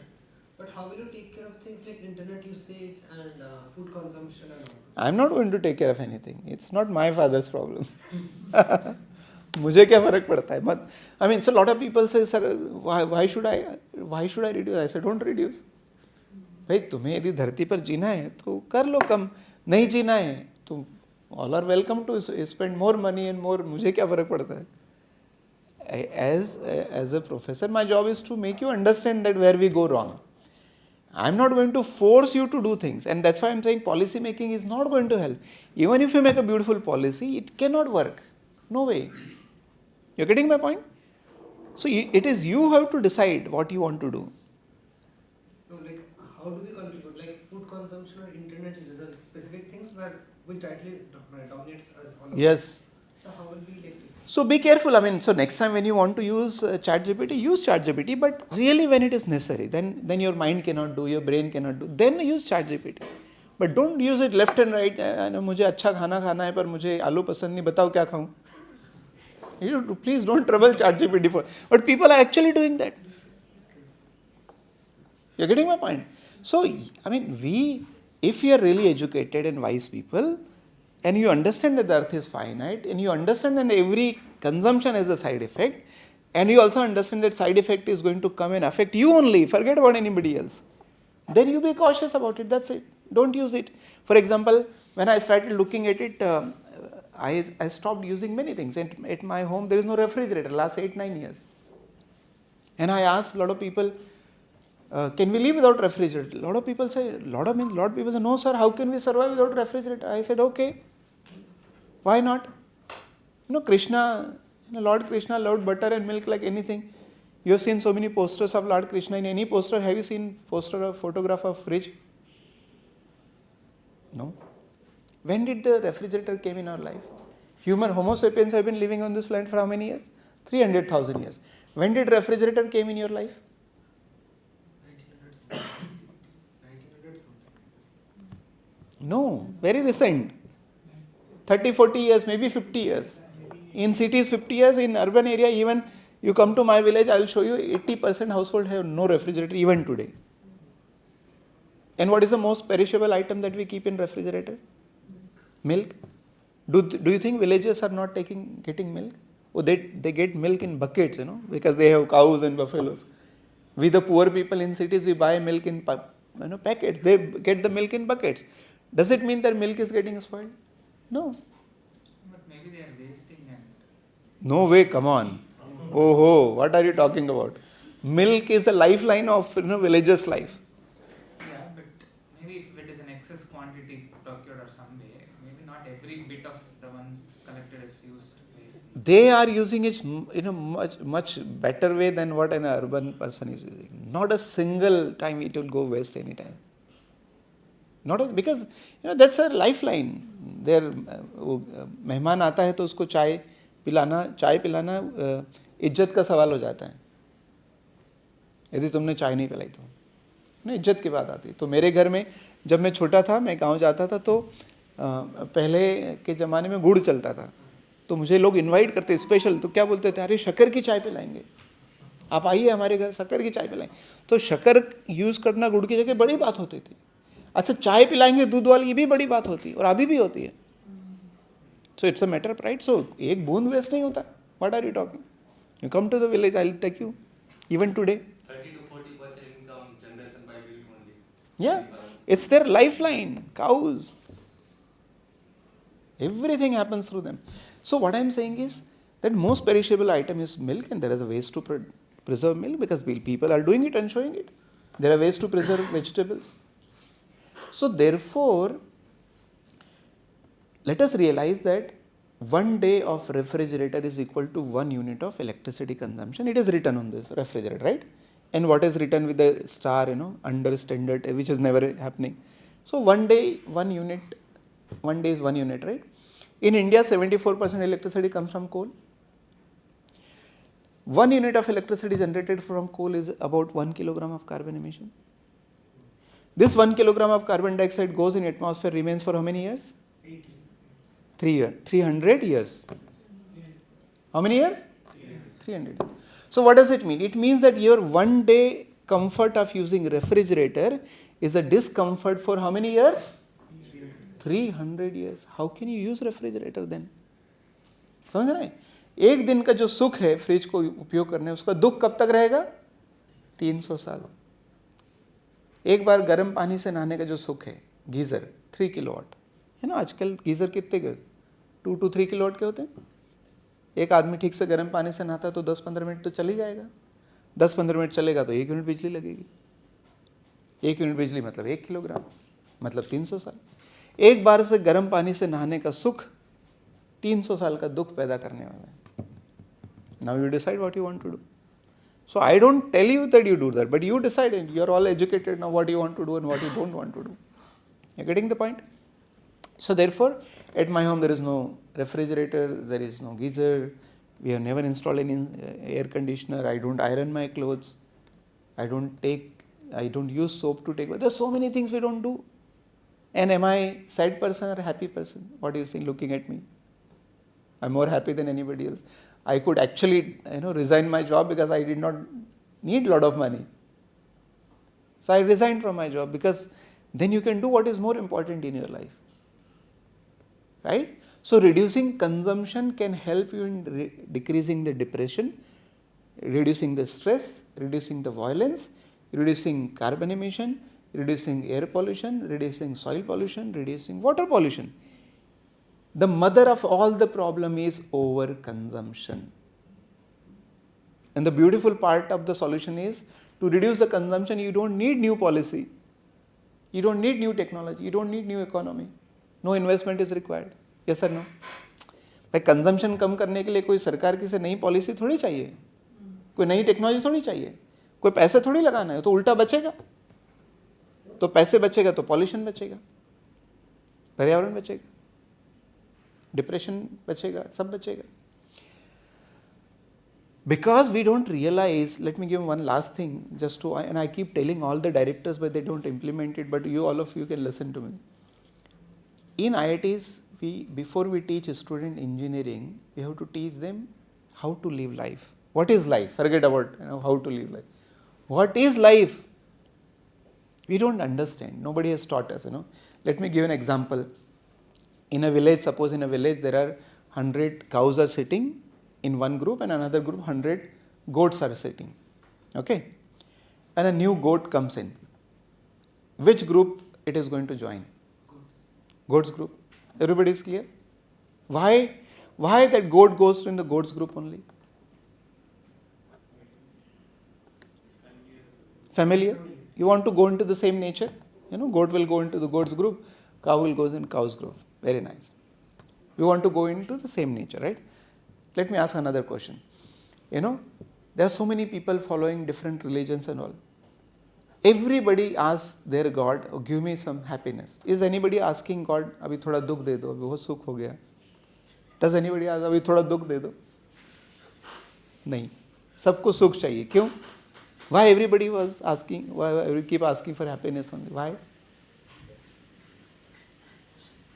Because that is our nature. We want to go into our nature, right? And what is my nature? To be happy, to be joyful, to be enthusiastic, to be loving, right? That is my nature. But what is growing with economy? Depression and stress is growing. What the hell is happening? You are getting my point? My nature is to be more happy, more joyful, more loving. But with the economic growth, what is growing? Depression, stress, violence, air pollution, soil pollution. So there is something wrong. So, and to be happy, what do I need? Can you really be happy with BMW only, or you are okay with, क्या आता है नीचे? I-20, I know I-20. Is it okay with I-20 or the Alto is also okay? Or no car is also okay? Bicycle is also.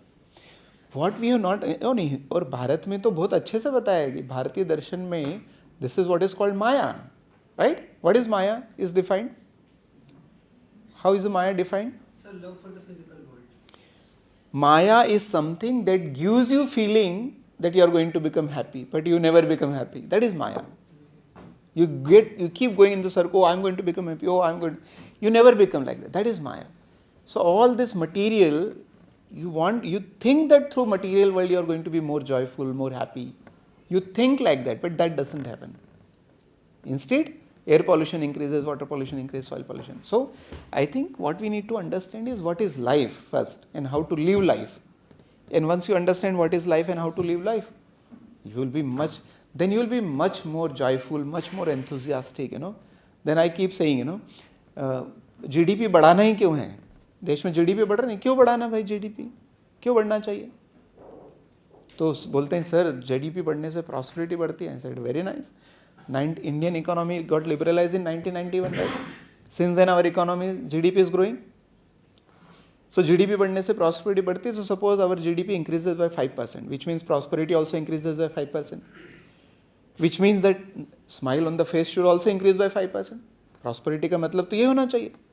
अच्छा, smile बढ़ रही है कि कम हो रही है? तो फिर ये जीडीपी बढ़ा के मैं क्या करूं? अच्छा, अच्छी हेल्थ के लिए एयर पॉल्यूटेड होना चाहिए, क्लीन होना चाहिए कि पॉल्यूटेड होना चाहिए? क्लीन होने पर. तो एयर पॉल्यूटेड हो रही तो मैं जीडीपी बढ़ा के क्या करूं?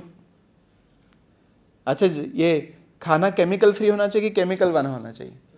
Chemical free. तो जीडीपी बढ़ने से खाने में केमिकल बढ़ रहा है तो मैं जीडीपी बढ़ा के क्या करूं? Why the hell should I grow GDP? That itself has to be questioned first, isn't it? But three questions that nobody is asking. Why should we grow GDP? How much GDP should we grow and how long should we grow? कितने सालों में मोक्ष मिलेगा?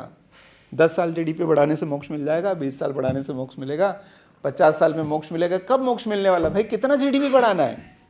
कुछ तो limit होना चाहिए ना. You know? So there is a definition of cancer. You know what is cancer? Limitless growth is cancer. What is the limit of our GDP growth? No limit. That is cancer. When anything grows without control, without any limit, that is called cancer. And we are all growing. God knows how many roads we need. God knows how many stories building we need. God knows how many flats should I have in my account. God knows how much money. Nobody knows it. And therefore we are blindly leaving something. Isn't it? So before we become engineer, I think we should first learn how to live life.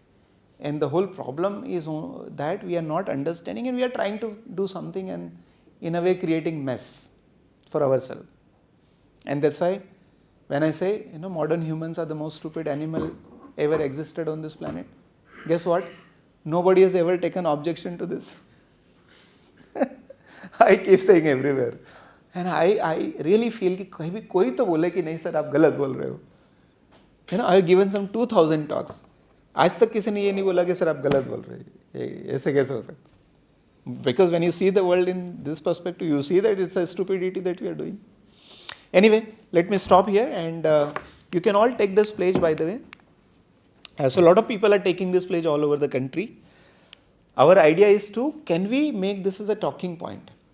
Let me give one last example that makes things empty. So I went to a school and I asked students that from an environmental and better climate perspective, who is a better person among these two? ये दो आदमी में से कौन सा आदमी अच्छा है environmental? So one person who goes to office with a small car and other person who goes to office in a big car. Who is better person? From a small car, right? Very clear, everybody is very obvious. The second question. Whom society thinks is a better person? You see? This is what I call as a double standard. We are living a life full of double standards. Somebody who is good for environment is not our hero. Who is our hero? Oh, Elon Musk is our hero. Big people are our hero, who are consuming more. Achha, by the way, if anybody consumes more, it results in more carbon emission, no doubt. That more carbon emission is going to affect whom? All of us. Somebody whose life is going to affect you more, and what you are saying? Oh, बड़ा आदमी है. Isn't it? जो तुम्हें ज़्यादा प्रभावित करने वाला है, जो तुम्हारी लाइफ को ज़्यादा नुकसान पहुंचाने वाला है, उसको तुम क्या बोलते हो? वो बड़ा आदमी है. नहीं. The moment society thinks कि जो बड़ा आदमी है, जो बड़ी कार से आता है, उसको मैं घर पे चाय के लिए नहीं बुलाऊंगा और उसके साथ मैं फ्रेंडशिप तो बिल्कुल नहीं करूंगा. Things will change like this overnight.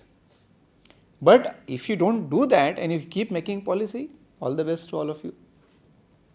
We will die making policies only. We will die making growing technologies only. Right? Because you are not treating the cancer from its root. You are trying to treat the symptoms. On a finite world, only finite consumption is possible, full stop. If anybody is doing more, it is at the cost of all of us.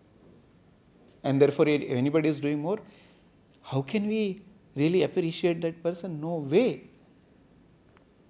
Right? So when our mindset changes in that way, I will appreciate the person who is consuming less. That should become our. So Aman, for example, he's walking all the time. He's walking, God knows how many. He doesn't have cycle also. He walks tens of kilometers every day. How many of you know that he walks tens of kilometers every day? No. So he should be the hero, right? But who is our hero? कोई नया वो bike लेके आएगा ना, वो advance वाली. 200-300 से वो तुम्हारा हीरो बनेगा, तो तुम मारे जाओगे. I repaired and used the abundance cycle, that reusing and doing. Yeah, that should, so what I'm saying, that should become trend, that should become fashion. So my badge is not there. There is a badge that we have created which says I live within Earth's limit. मैं धरती की सीमाओं में जीता. This should be matter of pride. I'm living within this should be matter of pride. And yes, you can become good engineer, good scientist, you can earn money, that is not a problem, you know. Gandhiji actually resolved it very nicely. He said, if you have brain, you become good lawyer, good doctor, good engineer, yes, you should do that. You can earn more money, that is not a problem. But you cannot spend more money. Because the extra money that you have more than your need, you are the trustee of that money, not the owner of that money. Why you are trustee? Because you are taking everything from planet only, na? तुम्हारे पिताजी के यहाँ से थोड़ी minerals आए हैं, है ना? मिनरल्स तुमने थोड़ी पैदा किए हैं. यदि तुमने मिनरल्स पैदा किए तो तुम्हारा पूरा अधिकार है. You do whatever you want to do, but it has not been generated because of you. Millions of years of work of nature, you know, humans are thinking they are taking millions of years of work of coal, oil and gas, you know, burning and what they are saying, oh, we are growing by 6% GDP. How are you growing? You are taking something which somebody has done it for millions of years and produced coal. Isn't it? So, only one poster, sorry, I forgot your name. Charutka, one poster, only one poster we should be in big letters. Number one, it should have 3 columns. The first column says, it takes nature millions of years to produce fossil fuels. Millions, right?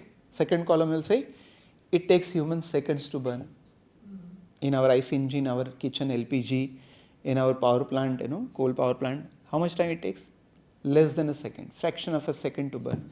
So millions of years of work burnt in fraction of second, which creates a byproduct which is going to be there for 300 years, creating damages for the environment.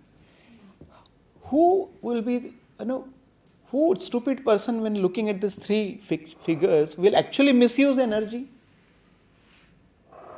Who can do this? You know, when our mother or sister or when we cook food at home with all our heart and for some reason the food gets spoiled.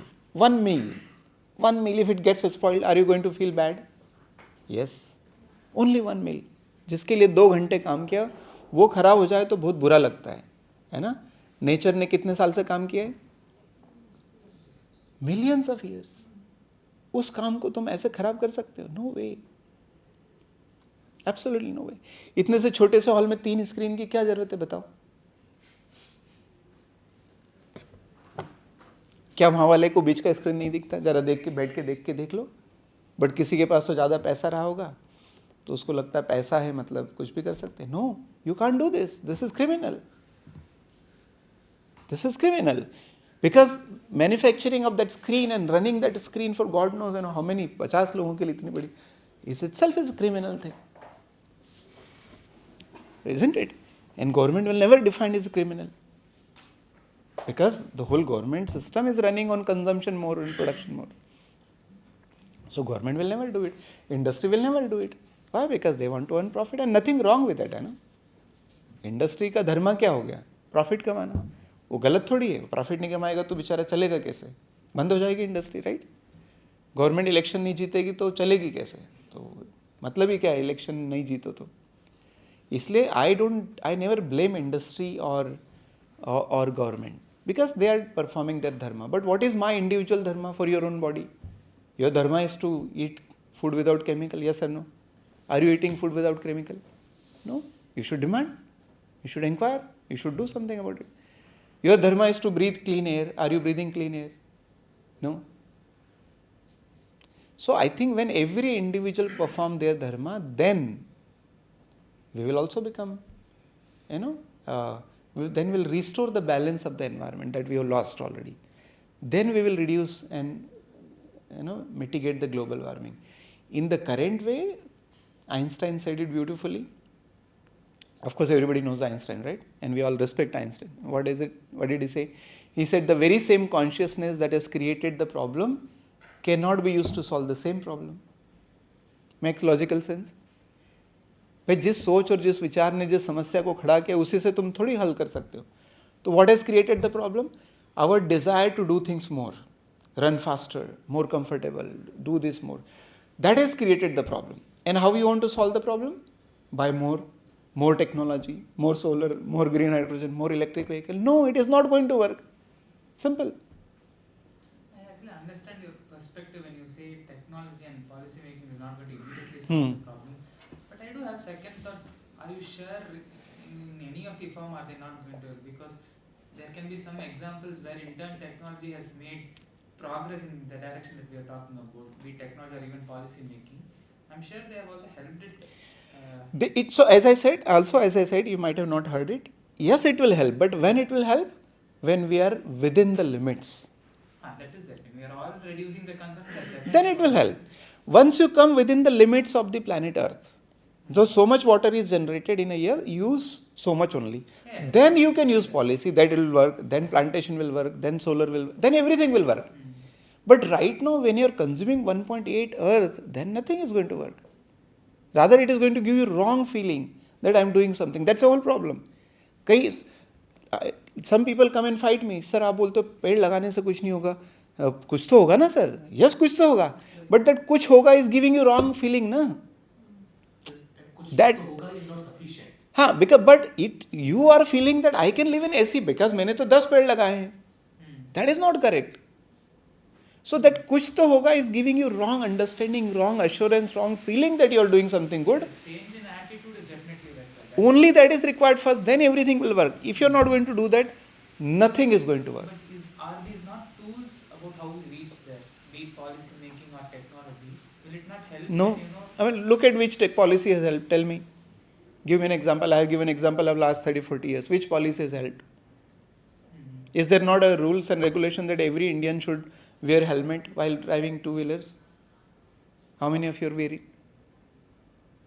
Is not there a policy that we should stop at the red signal and before the zebra line? Most people stand on the zebra. It may not be the perfect solution. There are again implementation gaps, a lot of things, but I still feel that's one strong way, to carve the attitude in people's mind in how we Is through policy. Uh, I don't think so. As I said, see, policy, first of all, see, we are creating pollution in what way? Let me repeat again. Brushing teeth, yes. Wearing clothes, eating food, cement, concrete, furniture, mobile, so many, thousands of things. How many policy you are going to make? And policy making is a very slow tool. How much time guess how much time it would have taken United Nations to sign Paris Agreement? Say, for example, very hypothetical example, in a room in this place, say government has a policy, you should have only one screen instead of 3. Which they will never do. They will never do. That's what I'm saying. When they are, This is not a magic wand anyway, and even if it's a magic wand, like not everybody can have that wand in their hands. That is also the thing. So I think we are trying to think about that equitability, right? That equity to be able to be brought in by making policies by itself can be a false logic, right? So there is a difference. Of course, no policy is bad. Implementation can be bad and all of that is there. But at the top of it, you do have XYZ population who is going to implement that policy. That population has to have the mindset, basically. And which we are also system? talking in terms of very individualistically what we can do on individual level. what I'm saying is not that replacing this. Attitude change, no second No, thoughts. it's not, see, we need all of it, basically. It's not that, and he made it very clear early on. कि ऐसे नहीं है कि आप technology innovation मत करो, of course करना जरूरी है, right? So if we do have for example washing machines, they are running on electricity, but that minimal electricity is being used by urban rather than, and within urban we do have urban poor as well who might be using it. Their life has improved little bit, right? Because they got washing machine, especially women who have saved that much time they used to do with actual physical labor, right? So they saved it, instead of that they picked up a book and they read it, right? There is also a difference, right? It's not that these are not solutions, but the way I think we want to scale them up. But unfortunately, we are oversold to this idea that technology and policy will help. Exactly. It has its own role, but that's a small role. in current context. And 50 years back, of course, technology was very important. In today's context, in 2026, when I see that global warming is rising at the rate of 0.3, 0.4 degrees centigrade per decade, when I see the carbon emissions rising, when I see the comfort level and it is coming to a point when people start saying कि AC के बिना जी थोड़ी सकता हूँ. If that is the situation, you're gone, because how much efficiency you can improve? Everything is a limit. Solar cell efficiency, single junction can never cross 30 degrees. It doesn't matter if God manufactures it. That's a fundamental limit. So you can't just keep increasing efficiency and becoming more. No. You have to first define your boundary conditions of living on this planet. Once you define it, once you live within the boundary, then everything is useful. Right now, we are not doing the first action properly, and we are thinking that this will help, that will help, plantation will help. That is not correct. I'm repeating, that is giving us a wrong assurance that it will help. But my experience and the planet's experience of last 40 years tells us that yes, science has grown, technology has grown, policies have come, but problem has grown even faster. Isn't it? So therefore, you have to look at it from a different perspective, in different ways of looking at things. We are oversold to this idea that only science and technology and policy will help, which is not correct. Even if Modi ji understand that yes, more production means more consumption. मतलब GDP ज़्यादा के लिए ज़्यादा consumption चाहिए, उसके लिए ज़्यादा production चाहिए, अधिकतर एनर्जी कार्बन से आती है तो कार्बन एमिशन बढ़ेगा, तो क्लाइमेट चेंज ही तो बढ़ेगा ना. तो if Modi ji understand and says okay, let's not grow with 6%, let's grow with 5% GDP rate, but and we will do it more systematically. But the moment he says भाई और बहनों, इस साल हम 6% नहीं 3% की दर से बढ़ेंगे, क्या होगा? You lose election. Will never do it because his first dharma is to win election. Everything else is secondary for any government, which is correct. So therefore, we have to really come to the terms first. Yes, our mind is conditioned to think that technology will help because everybody is talking technology will help. Everybody is talking technology. GDP growth is great idea. When air is getting polluted, water is getting polluted, soil is getting polluted, depression is increasing, stress is increasing. I don't think GDP growth is a great idea. Growth is idea, yes. But what should grow? In a chair, if this is chair has a 4 legs, I want to increase the chair height. Great, we should do it. We are all human beings, we have mind, we are going to do something, right? धरती पर आए तो कुछ तो करेंगे, right? तो खाली तो नहीं बैठेंगे, कुछ करेंगे. क्या करना? तो चेयर को ग्रो करना. Chair has a 4 legs and you are growing only 1 leg. What is going to happen to the chair? It will create imbalance, it will fall down. Human needs are also multidimensional. We need economic growth, we need educational growth, we need moral growth, we need spiritual growth. What do you think? All the growths are happening with the same balance? No. Only economic growth. तो कुर्सी तो गिरेगी ना. India's premier institution, IITs, why should IIT have 15 to 20 suicides every year? Why? What is the explanation? Because we are not understanding the life, Because we don't understand life, we think everything is economic growth. No. पैसे से वो एक रहीम या किसका मेरे को दोहा ये सीखना पड़ेगा. उसने कहा, मतलब उसका बहुत अच्छा दोहा है कि मैंने किसी आदमी को अपनी छाती पे धन ले जाते हुए देखा नहीं है. Which means money has a value, but only so much. Knowledge has a value, only so much. क्योंकि जब भूख लगेगी तो नॉलेज काम नहीं आता तो खाना ही काम आएगा.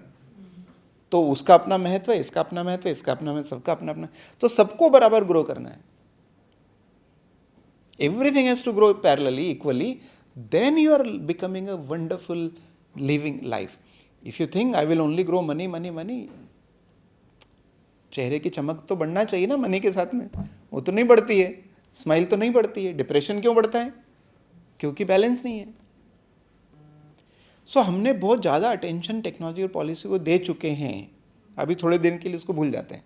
थोड़े दिन के लिए पहले समझो कि सीमित धरती पर सीमित ही ज़रूरतें पूरी हो सकती है. ये इतना अटल और अनंत सत्य है, इसको कोई झुटला नहीं सकता. चाहे तुम चांद पे जाओ, मार्स पे जाओ, जो करना वो करो, धरती सीमित है, सीमित रहेगी. इसलिए ज़रूरतें सीमित है, सीमित ही होना चाहिए. That's it, full stop. One line, that's it. That is sustainability formula today. As salary is fix, your expenses are fix. Earth is finite, their consumption has to be finite, full stop. इससे 2 line से ज़्यादा बताने की जरूरत ही नहीं. इसी में सब सस्टेनेबिलिटी का सारा है. But all this terminology, net zero, circular economy, green hydrogen, ये सब मन को गलत तरीके से बहला रहे हैं. और हम उसमें फंस जा रहे हैं। और हमको लगता है कि नहीं net zero work, net circular economy will not work जब तक तुम सर्कल को फिक्स ना करो, हाँ कि नहीं? भाई सर्कल को फिक्स ना करो, सर्कुलर इकोनॉमी कैसे काम करेगी? Net zero will not work जब तक तुम x minus y equal to zero, तो x को फिक्स को करना पड़ेगा ना। तुम x भी बढ़ाते जाओ, y भी बढ़ाते जाओ और जीरो होते जा रहा है, खुश होते जाओ, देखो तो सर x और y से जीरो हो रहा है। इट हैज नो मीनिंग, समझ रहे हैं? अभी एक आर्टिकल लिखा, मैंने पब्लिश नहीं किया, ये ऑल टर्मिनोलॉजी को हमें डिसमेंटल करना पड़ेगा। तुम्हें सच में सस्टेनेबल जीना है, ये बाकी छोड़ दो जो बाकी वो चलता है, तुम्हें सस्टेनेबल जीना है तो ये सारी टर्मिनोलॉजी को पहले बैग में रख के बंद करना पड़ेगा, क्योंकि इससे बहुत सारे दूसरे काम चलते हैं और असली जो होना चाहिए वो तो होता ही नहीं। All your PwC, EY, all this, think tanks, I mean, unfortunately or fortunately, every state government is now coming with the energy transition plan. Right? Very good. We should have energy transition plan. What is the energy transition plan? Oh, your growth rate is 8%, so 6% will be done by this, 2% will be done by it. That is not energy transition plan. Come on. Because every energy is a side effect. Isn't it? Every action is a reaction. ऐसा कोई कर्म नहीं जिसका फल ना हो, है ना? तो ऐसा कोई तुम धरती में एक फावड़ा मारो और उसका साइड इफेक्ट ऐसा तो हो ही नहीं सकता। खोदोगे तो कुछ तो होगा ना। तो energy transition can not be कि अच्छा इतना कोल हो रहा है, इतना सोलर कर लो, इतना विंड कर लो, इतना green. That is not energy transition. But all this big think tanks and all big people, what is energy transition? इतना सोलर, इतना विंड, इतना ये, इतना, that is energy? No way, impossible. यहाँ कोई ऐसी कंट्रीज जो आपके प्रिंसिपल्स पर चल रही है? मेरे प्रिंसिपल नेचर ही इसी by the hello, don't call it my principle. See, I mean, look at the beauty of nature. I have created two fundamental laws of human existence. I wrote these laws in 2019, and I guarantee वो दोनों में से एक भी नियम टूटेगा तो मनुष्य प्रजाति धरती पर नहीं बचेगी। That is Solanki's fundamental laws of human existence or sustainability. The first law says, in an ecosystem of finite resources, there has to be finite consumption. Simple है। भाई सैलरी फिक्स हो तो खर्चा फिक्स हो गया, गाड़ी का साइज फिक्स हो तो बैठने वाले फिक्स हो गए, घर का साइज फिक्स है तो रहने वाला फिक्स हो गया, तो बहुत सरल है, राइट? जिस इकोसिस्टम में फाइनाइट रिसोर्सेज, वहां पे कंजम्पशन फाइनाइट होना चाहिए। अर्थ भी फाइनाइट है, इसलिए कंजम्पशन भी फाइनाइट होना चाहिए। ठीक है, ठीक है, ये पहला लॉ है। सेकंड लॉ बोलता है, तो जैसे ही पहला लॉ आता है दूसरा लॉ एक्टिवेट हो जाता है। दूसरा लॉ बोलता है, in an ecosystem of finite resources there has to be distributed production. Production होना चाहिए कैसा? Distributed. Why? Because everything is finite. तो जब सेंट्रलाइज प्रोडक्शन करते हैं तो क्या होता है? All resources are pulled at one place. There is one person who is going to put big factory, there are few people who are going to earn profit, but all the pollution has to be bear by everyone else. And therefore current economic model का एक rule है जो सबको पता है, rich becomes richer and poor become, ये तो पता है, ये तो फैक्ट है, पता है, ये तो फैक्ट है। Every years economic report the gap increases. all electrical engineers would know that whenever potential difference between two conductors increases, the chances of sparking increases, right? So apply this to society. Whenever difference in a society increases, chances of sparking increases. Is that happening in the world right now? Is it becoming more violent? Yeah, this is the reason. Why? Because centralized production. नहीं, वो नहीं कर सकते। So what does the law says? Whenever your resources are finite, you have to have a distributed production. So in a way, first law बोलता है limit करो, दूसरा law बोलता है लोकलाइज करो। And limiting and localizing are the laws of nature. Tell me one thing, you must have banyan trees in your campus, and some of them must be 100 years old. More than has any banyan tree has grown 1 kilometer tall because it is living 100 kilometers? No. Self-limiting. Yes or no? It will stop limiting growth after some point. Self-limiting. ये nature का नियम है, right? In a jungle, if there are lions are powerful, do you think there will be a situation when there are only lions, they will eat away? Will that happen? No. The moment lions population increases, because of the food shortage, वो automatically वो balance हो जाएगा. So what does it mean? In nature, everything is self-limiting. Humans don't understand this. That is the very, I think, the very essence of the jungle book. Jungle ka kanun, right? So you don't take the Lion King for that matter. Exactly. You don't. So first law of nature is self-limiting. Second law of nature is localizing. Bengal tiger will be found only in Bengal, not in Tamil Nadu. Why doesn't it migrate and come to Tamil Nadu? No way. Local are local. Some fruits are found here, it is found only there, not there. So limiting and localizing are the laws of nature. And if you are not going to follow this, you will not survive on this planet. This I wrote in 2019 and it is full guarantee. This is foolproof laws, because it's laws of nature, isko kaun jhutla sakta hai. So, no matter what, whether you go to moon or Mars, you have to limit your consumption and you have to localize your production. Then the system will work very well. But right now, and I discussed with the Niti Aayog Vice Chairman after he retired, he said current economic model is not what we need. We need to, of course, make sure that the poor gets food, health facility, all that we need to ensure. But उसके लिए centralization नहीं चाहिए, decentralization. क्योंकि centralization में आप क्या करोगे? What is current centralization? You are going to put big factory. In big factory, what are you going to do? You want to maximize your profit and minimize your cost of operation, right? That's what every business will do, isn't it? Very natural. So how are you going to minimize your cost of operation? Technology. So what are you going to do? Automation. More automation means less people. More automation means less. More AI means less people. तो जैसे आप ये model में current model में जाओगे, तुम्हारे संख्या कम होती जाएगी काम करने में. हाँ, there are people who say नहीं सर कंप्यूटर आने से जॉब तो बढ़े ना बाद में. Yes, बढ़े. But you can't apply the same logics all the time and it is going to work all the time.